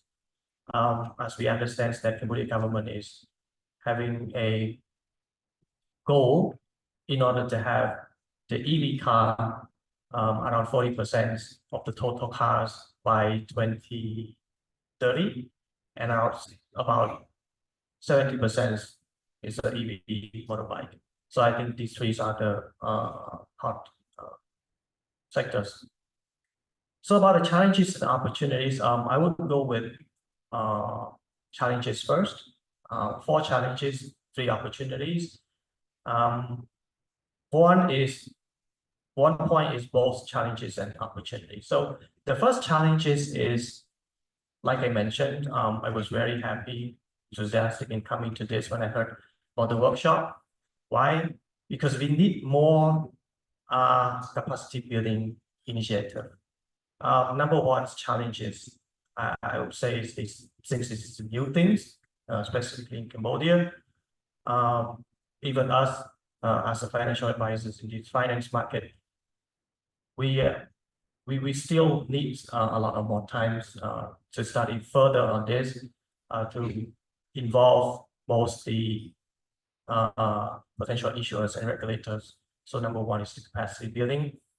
And we have seen a lot of good initiatives so far that the SDLC is doing with ESCAP and also GGI to come up with the CSBN program. That was very helpful. And PPSP was also part of that. PPSP got the technical assistance to design, to prepare the green bond principle, following the green bond principle, which is under the CSBA program. So the second point is the data and reporting. I believe that one of the participants also raised it, in the previous sections. So investors want to make sure that there's no greenwashing. Their investment actually have the actual impacts, and this the data and reporting is one of the key challenges right now. So we need more guideline, and we need more parties, especially consultants who have expertise, in order to have both the regulator in terms of guidelines and issuers in terms of reporting. The third one is the risk perceived. So the projects, whether it's being done in Cambodia or in other countries, the impact should be similar, which means that when we're talking about green, the positive impact to environment globally, jointly as a whole, whether it's conducted in Cambodia or conducted in Singapore and other countries, actually have the same quantifiable result. However, when we talk about the credit risk, when project is conducted in Cambodia, it is perceived as riskier because our country rating, Cambodia country rating B2. So investors from outside Cambodia, they kind of demand some sort of premiums over that. That's one challenge. That's why we are working with international guarantor to uplift the credit rating to solve these potential issues. The third one is the access to finance. I'm going to talk about this in the opportunity, because access to finance is both challenges and opportunity. So when it comes to opportunities, the first one is growth potential. So as we have seen, so far, there's not many projects that is actually green. We only have first Golden Tree bond, 1.5 million. Now we have a PPSP is 10 million, and I'm hoping to have more and more issuers in the future in order to issue this. So market potential, market growth is there, I believe. The second one is the learning opportunity, technology, innovation, and adaptation. So issuer can take this time and opportunity to learn what other markets are doing for their business in order to incorporate these positive impact to environment projects into their business. While they're doing what the technology they are implementing, what strategy initiative that they're trying to do for them. So this is a good opportunity for them to learn. So a very good chance to talk with other experts and consultants.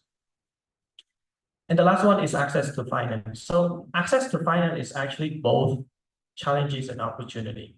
Why is it challenges? Because some green projects, they require certain maturity tenor, which sometimes when we're talking about renewable energies, the tenor can be around 10 to 15 years, which is kind of difficult, especially in the Cambodian market, to have investor appetite for that long-term maturity.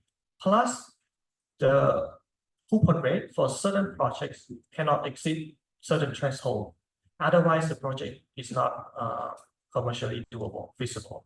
So this is a really one main challenge, but it's also an opportunity. Opportunity, I would like to raise PPSP case.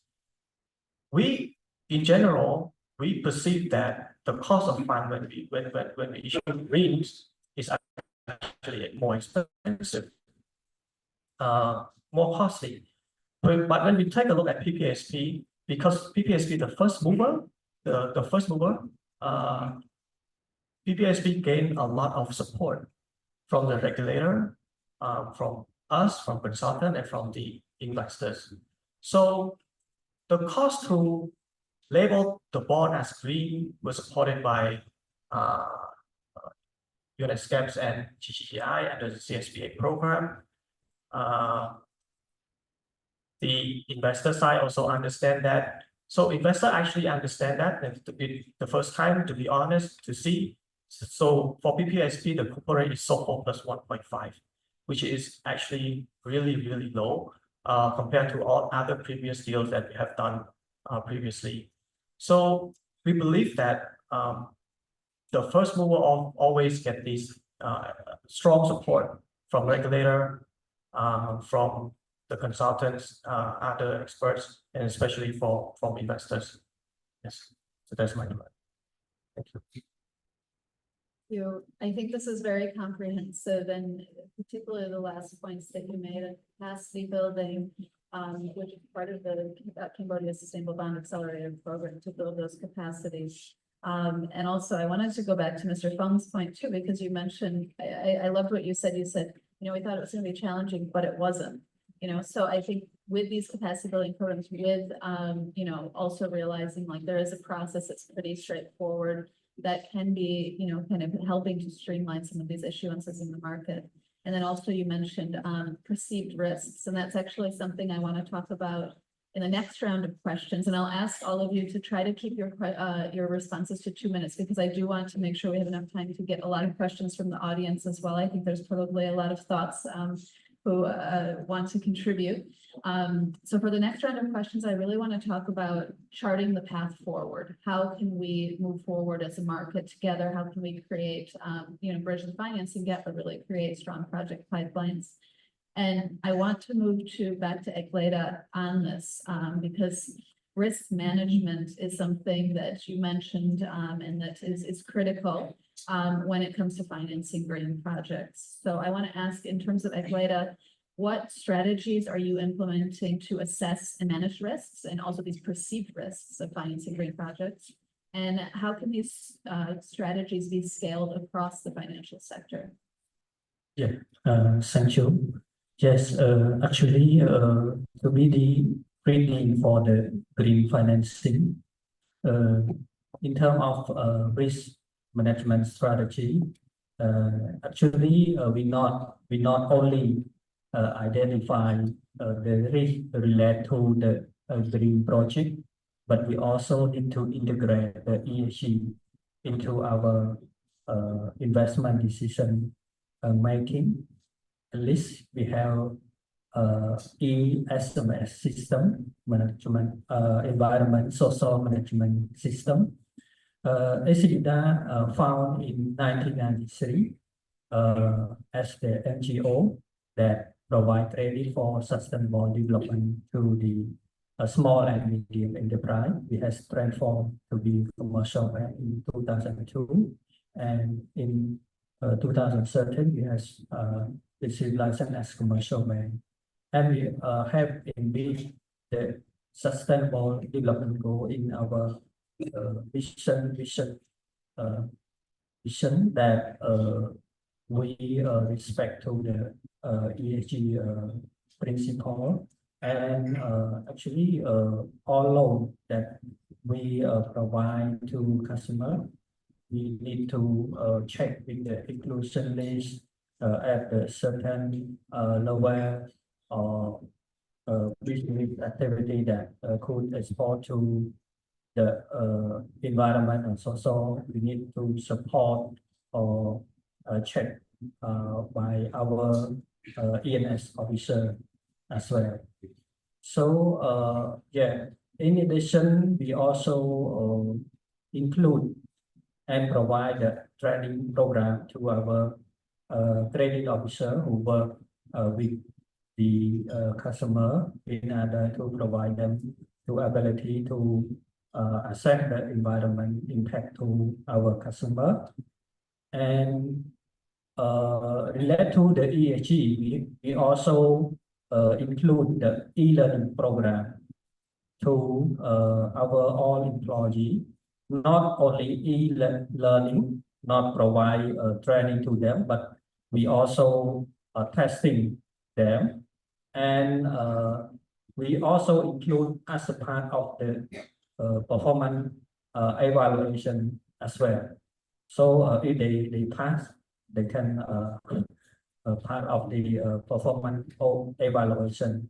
So in terms of strategy, we need to ready before we move to another step related to the green and finance. Yeah. So thank you. you. And I like how you positioned this into kind of three specific areas that I pulled out. One is, your ESG as a mandate, at the highest level of your organization, having that embedded. Secondly is your systems in place. So the ESMS system to be able to capture the data, make sure that this is embedded. And then third is this training element, ensuring your credit officers on the ground in the field are able to ensure this, and also the e-learning as well. So it's a comprehensive approach that you're taking as a banking institution, which is an excellent thing to see. I want to move actually back to Mr. Svanasak at Royal Group. Looking ahead, what strategies do you believe are really essential for Royal Group Securities, but also other institutions as well in Cambodia, to effectively mobilize and channel more capital to these green projects? And do you see any collaboration with regulators to create more of a enabling ecosystem? Okay, so this is pretty difficult questions for me, or Royal Group Security as a whole. Like I mentioned, it's pretty new. We are still brainstorming on different strategy and approach in order to tackle these issues and bring more capital into green projects in Cambodia, especially for our potential clients. So there are 2 points we ask ourselves: what us as securities firms and us as a group, Royal Group as a whole, can do in order to improve this. And 2 things, since the first I mentioned about the capacity building, since it's new, we need to tackle the challenges, the key challenges. So when we look at the challenges I mentioned on the 4-part: capacity building, data and reporting, risk perceived, and access to finance, there are 2 things that we are trying to do right now, or at least trying to plan to do soon.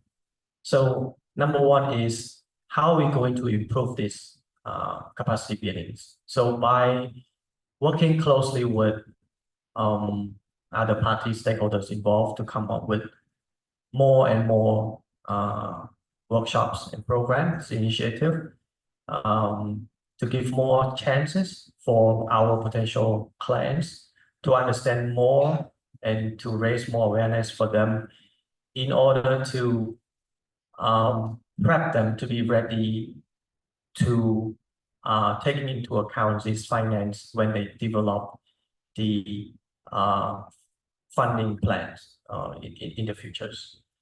Then we are taking care on the supply side. Then we move on to the demand side, which is investors.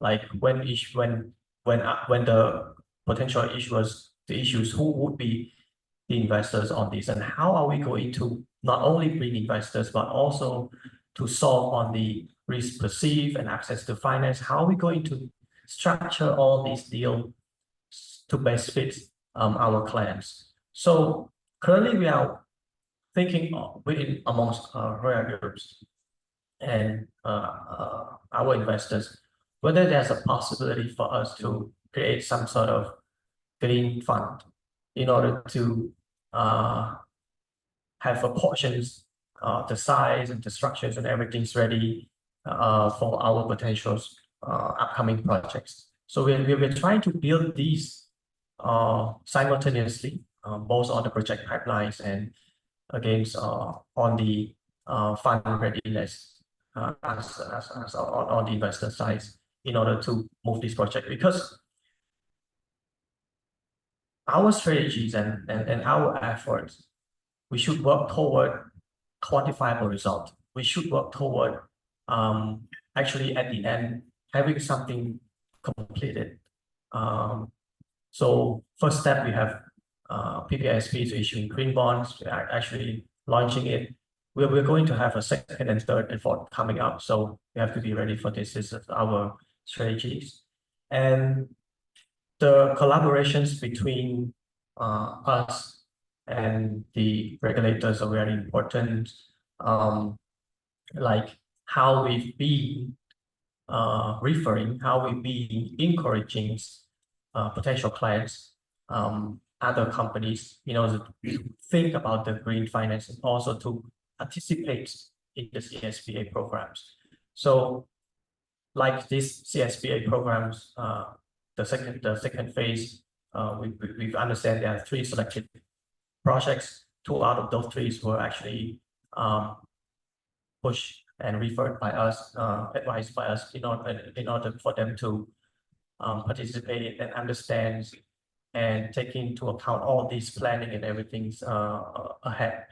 So the collaboration is very important. We work closely with the regulators and ESCAP and GCIs and other party involved, and we'll continue to do so. And I believe this is the right path, not only for us, but also others, financial institutions and other securities firm, and also other conglomerate groups in Cambodia in order to take this into their plan.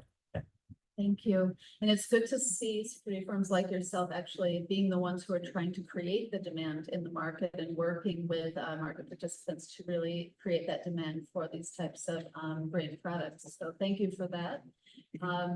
I want to move to Mr. Rith at NBC. We mentioned earlier all of the challenges in terms of building project pipelines, and actually as part of the forthcoming Sustainable Finance Roadmap that NBC is leading, project pipelines will be featured in this. So I wanted to ask, can you elaborate on NBC's decision to include project pipeline development as a consideration in the roadmap and how it aligns with NBC's broader strategic objectives?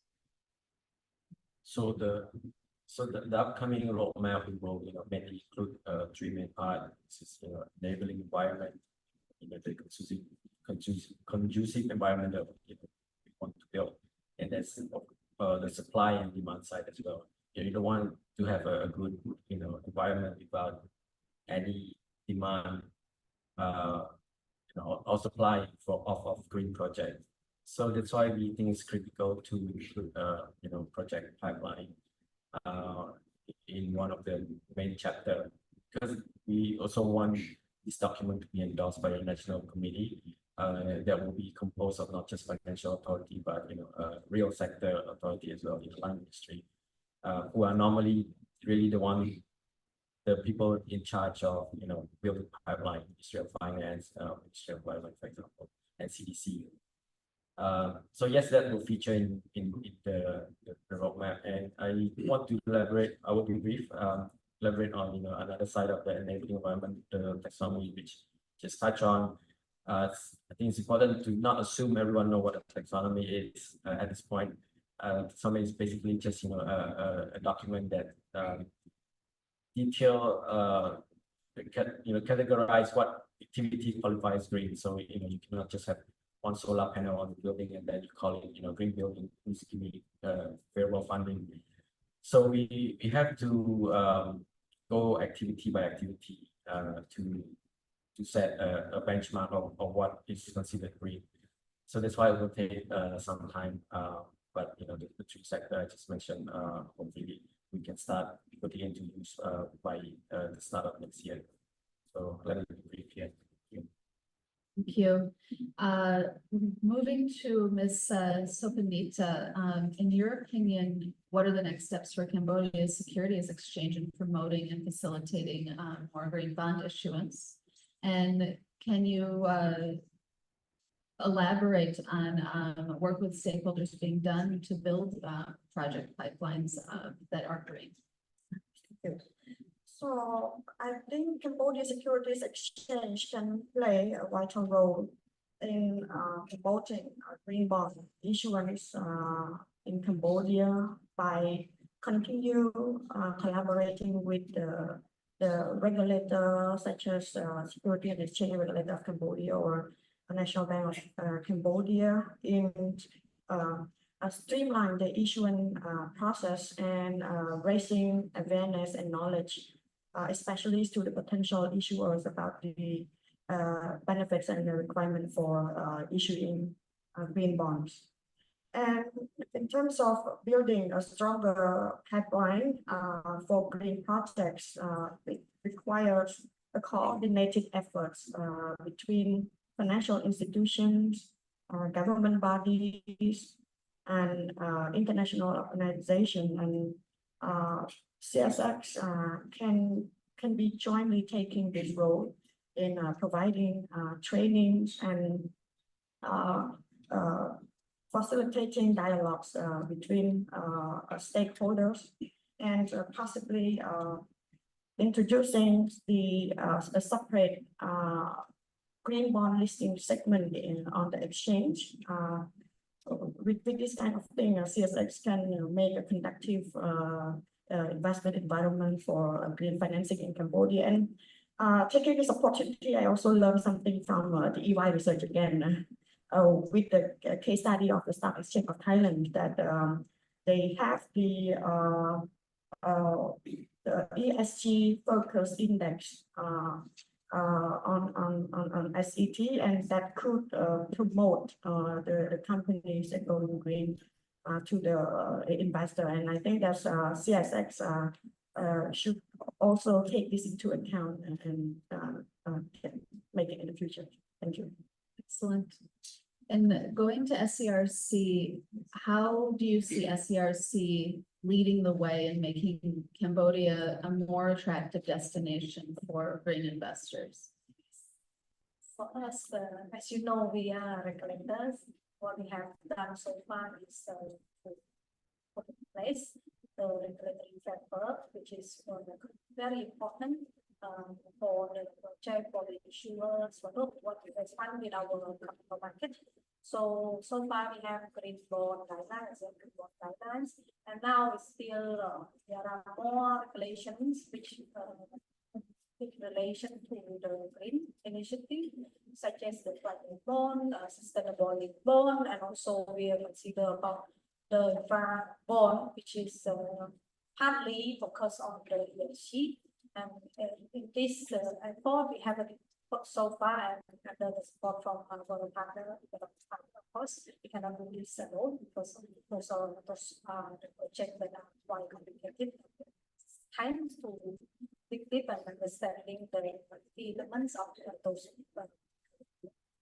dams, and not only to put the regulation in place, but also to engage the stakeholders in terms of how we can have to promote green initiative in Cambodia. Like we not different from others. Of course, we do the awareness raisings, and also we try to look for the opportunity for our company in terms of how they can implement this.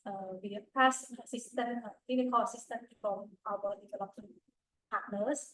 Right now we have a World Bank support in terms of how we make the ESG proposal in the next 2 years, and we stay in the process of launching the pilot test with the company to test this proposal whether it's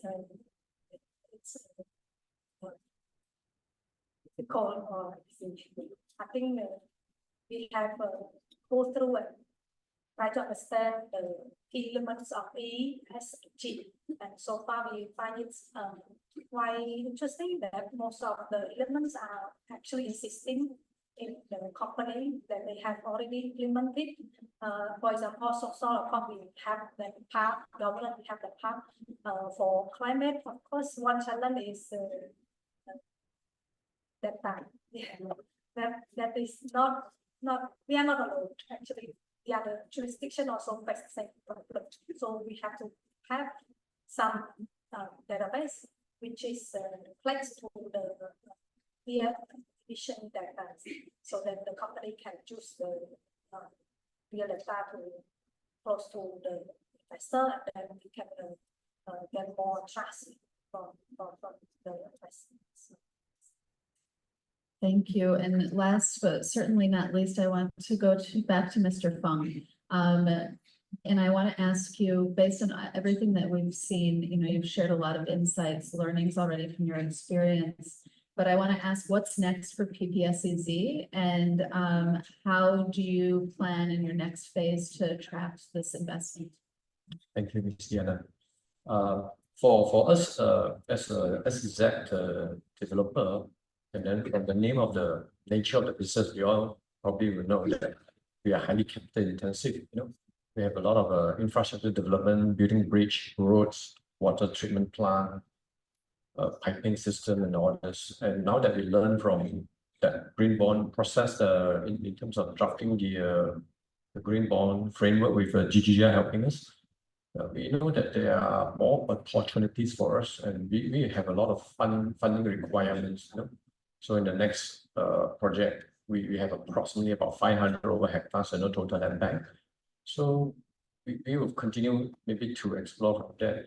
And there always a correlation between the cost of fund, the cost of the borrowing with the issuing cost. And as I mentioned just now, I believe that when there are more in the market, the cost of the issuing cost will go down relatively. And you also mentioned that the demand side, and maybe now we know that we have the international investor, and if we have more also locally in the country, Cambodia here, all this will bring a lot of things that our green effort even easier and to facilitate that. So we will continue to in the next project that for our expansions to consider this as part of our moving forward plan. And the other thing is we have been discussing this issue a lot in terms of supporting the capital market in Cambodia. We also want to have the other authority to hear that, like the National Bank side to make sure that the incentive, like the tax authority, the GDP here, so have to be sometimes most of this event we should have also maybe them to be participating here so that they know what we are talking about. Like the guarantee facilitator, what sort of incentive that we will receive to do this, etc. And I like the EY manual that he has presented. That something that I learned. Maybe SCRC and CXX can work on this ESG focus index because it's index linked. There are some sort of also promoting that the green financing effort that we are working on right now in this country, and there will be a lot for us to learn. Thank you.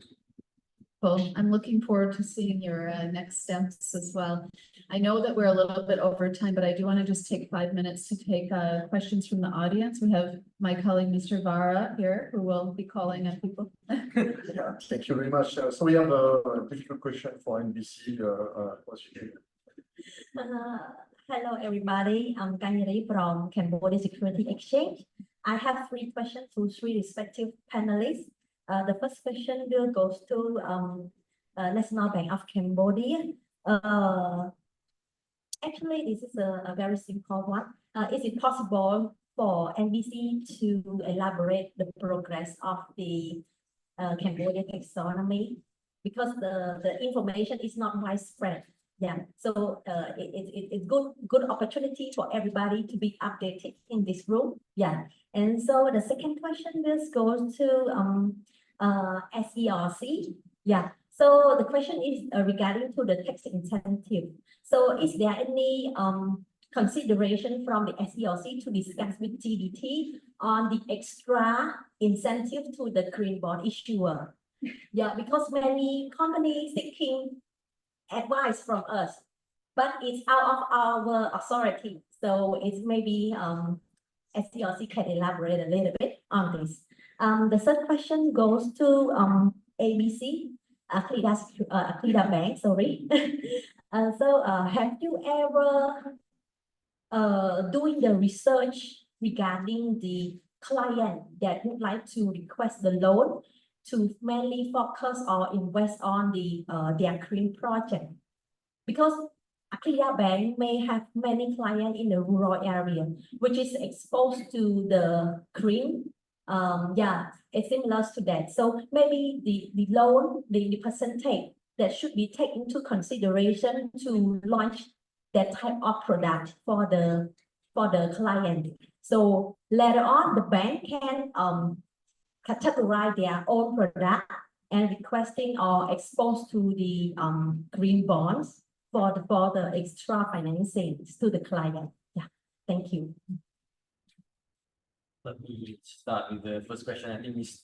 Wara forced you to ask me that question because so on taxonomy, well, a few months ago, we had a consultative round with the line ministry. So our my colleague and the consultant went to other relevant ministry to discuss their green effort and what are the type of activity they would like to include and what are the standards they already have.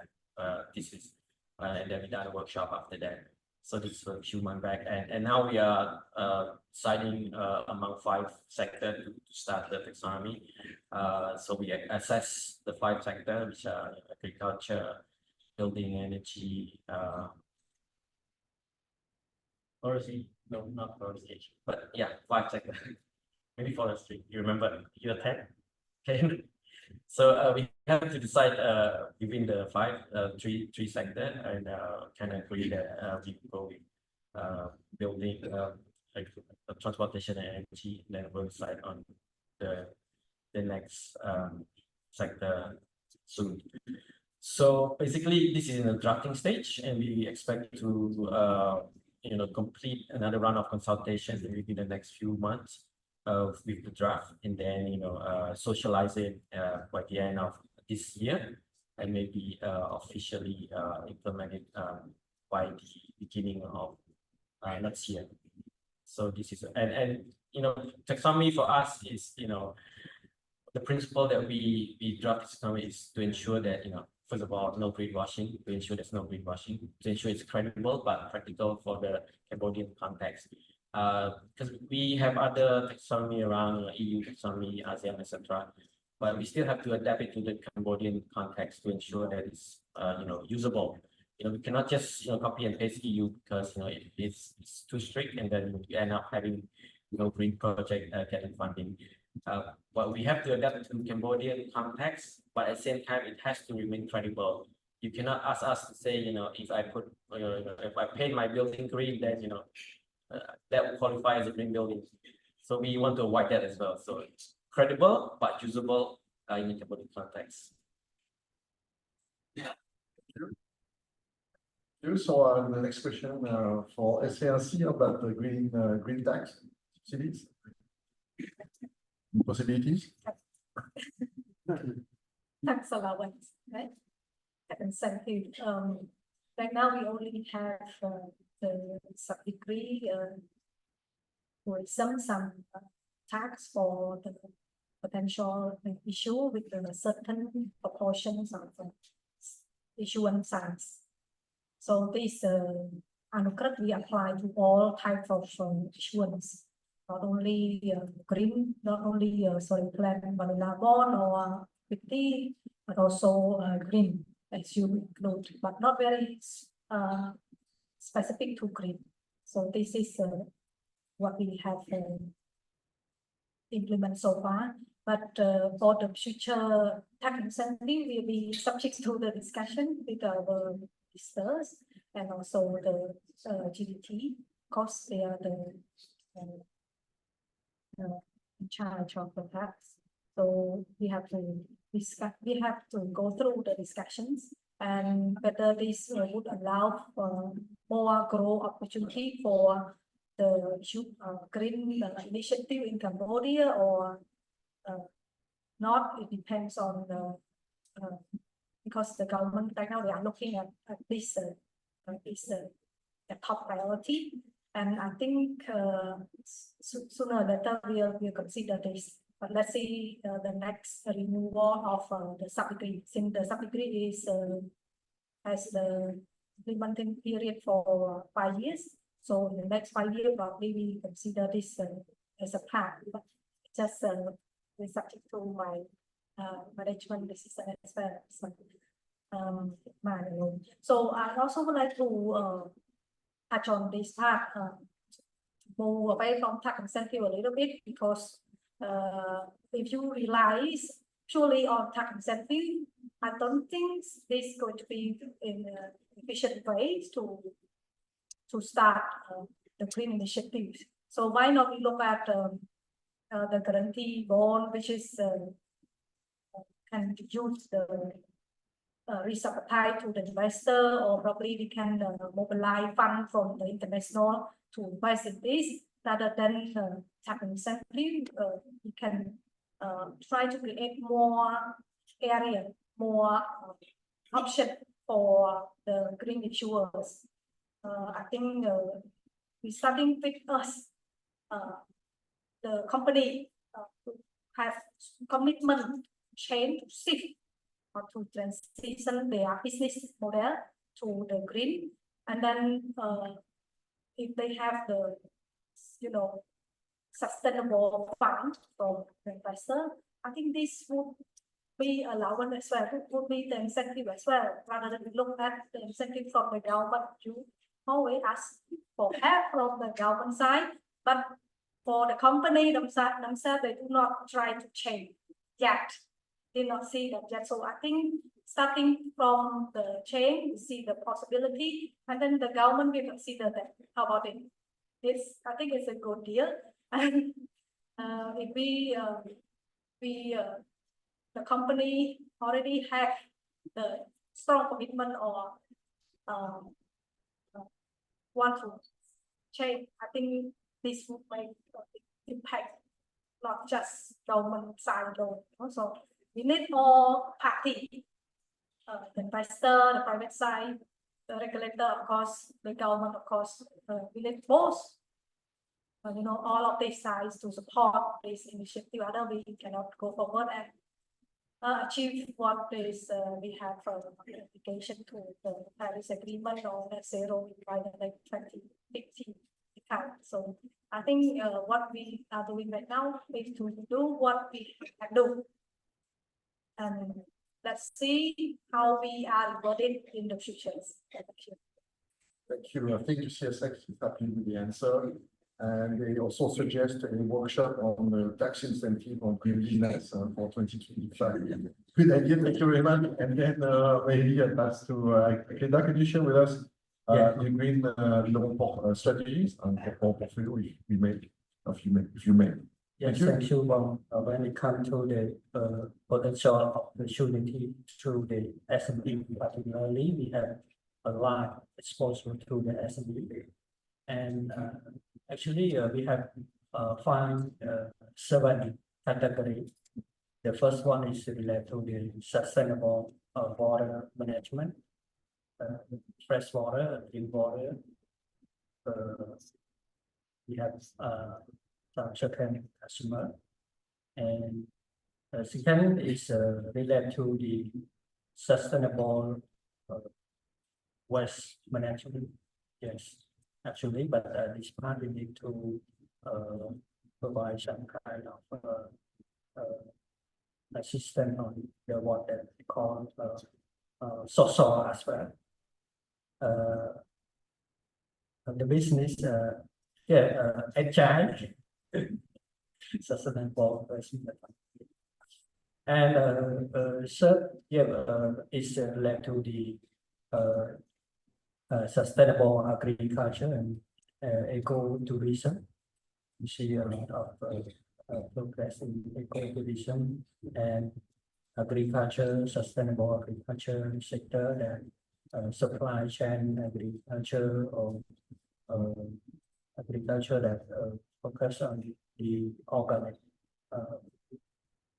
And here we see opportunity related to the renewable energy and energy efficiency as well, because as you see the significant drop price of the like solar, like EV car, so customer will move on to direction, even though there is no kind of incentive or whatever, but customer will move on that. Like in Phnom Penh or we see a lot EV car right now. And the last one is related to the green building. Yes. But it needs more technology or some certain certification on the body that classify as the green. Yeah, essentially. Thank you, Mr. Temple. I get a quick question from Amrit, also involved in the green loans. You want to add something? I would like to raise my question to Accredited Security.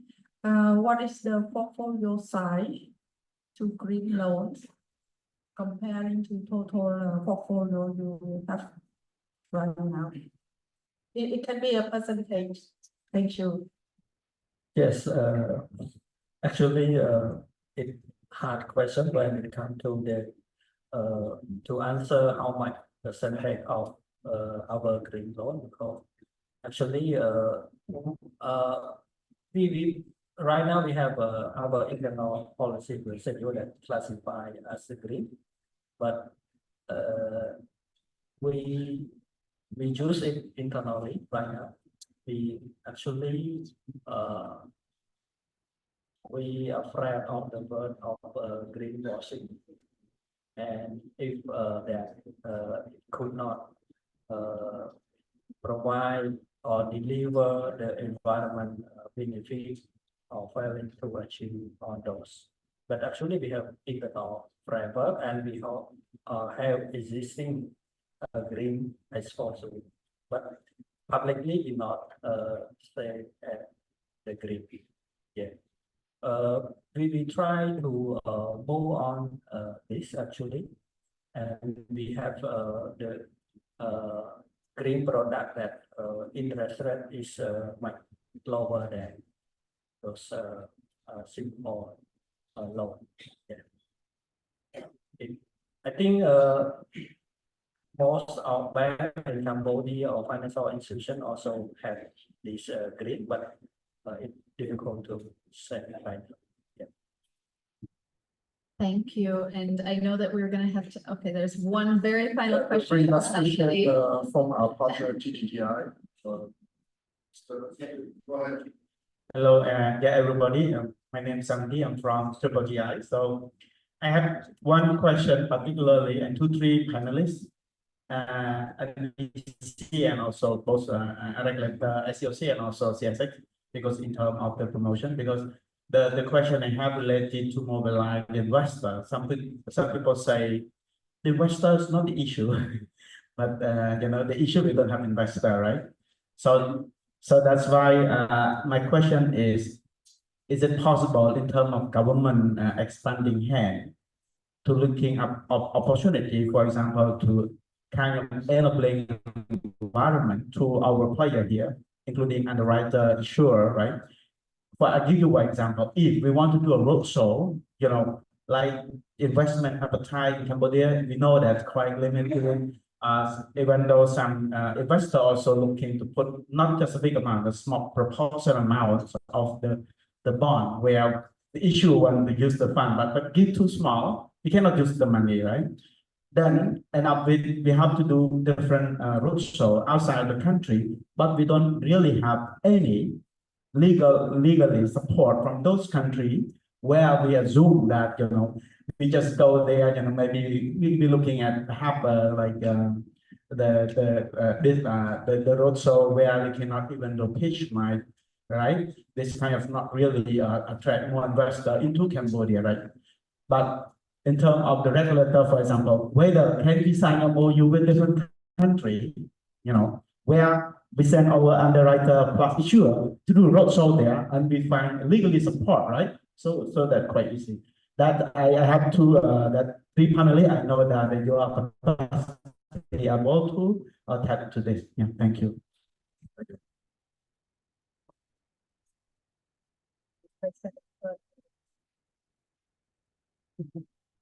Right. Of course, we understand your hardship in terms of how you look for the investment size for the life fund outside Cambodia. Since in Cambodia we have a limited resource of fund, That's why most of the investment in capital market are from outside. And we of course in terms of cooperations with the other jurisdictions, as a regulator, we of course we work hard and we travel around and we talk to the regulator. We cannot talk directly to the investor, but we have to communicate with the regulators if whether they can have any mutual understanding or agreement with us to exchange the investment, to have our issuers to list on their exchange. Of course, we also consider that option, and we already signed a MOU with some jurisdiction, our neighboring countries such as Thailand, Vietnam, Laos, or other like Asia, Singapore. So they're already. So I think they already some already give positive feedback and some already signed. So I think for reaching out the investor outside Cambodia possible, and we already done a lot already, and for the point that you raised, we will try to tackle this and we will consider this in the next agreement or next meeting with those jurisdictions. Thank you. Thank you very much. And I will leave that as our last question because I realize we're very over time, but it's great that we're having such good discussions and that this is such an important topic. I do want to just point out that we have a survey here. Please provide your feedback on this event, but most importantly, the very last question of the survey asks for any of your feedback on the presentations here. So the EY report, the discussions had, if there's things that you think we need to be considering, things that need to be considered in our analysis, please feel free to write that there and let us know because we will then consider that further as well. But I do want to take the opportunity to provide a few closing minor points here. First, of course, thank you very much to the panel for your insights today. I think this was very helpful, particularly to us and the report and hopefully to the audience as well. I do want to thank our EY colleagues for their excellent presentation. And of course, SERC, our partner in this initiative and a very strong partner for us overall in Cambodia. In terms of next steps, where are we going from here? So from this discussions that we've had today, I think it served as a very good basis for us to go back, review, strengthen the recommendations, deepen the analysis, and provide a draft to SERC in the next month or so, which they can then circulate to the sector. From there, we will continue to work with SERC in terms of some of the next steps, policy recommendations, and taking those issues forward. So you will definitely see us here again, probably very soon. And as we, of course, continue to work on the sustainable bond issuance side of our work as well. So I do want to thank you all. We do have a nice lunch planned after this. And I know there's still a lot of questions from the audience. So please grab the speakers over lunch. Make sure you get all of your questions answered. And I'll hand it back to our SERC moderator. Well, thank you so much. So, Ms. Lina, our moderator, and our panelists, as well as our participants here. So you are all invited to the lunch and networking. And on behalf of the organizing committee, we would like to extend our heartfelt thanks to each and every one of you for your active participation in today's workshop. And your engagement, insight, and contribution have been invaluable in making this event a success. As we move forward, we hope that the idea and strategy discussed will translate into actionable steps that drive real impact in Cambodia's journey toward a greener and more sustainable future. And once again, thank you for your time, energy, and commitment. Please enjoy your lunch. Thank you.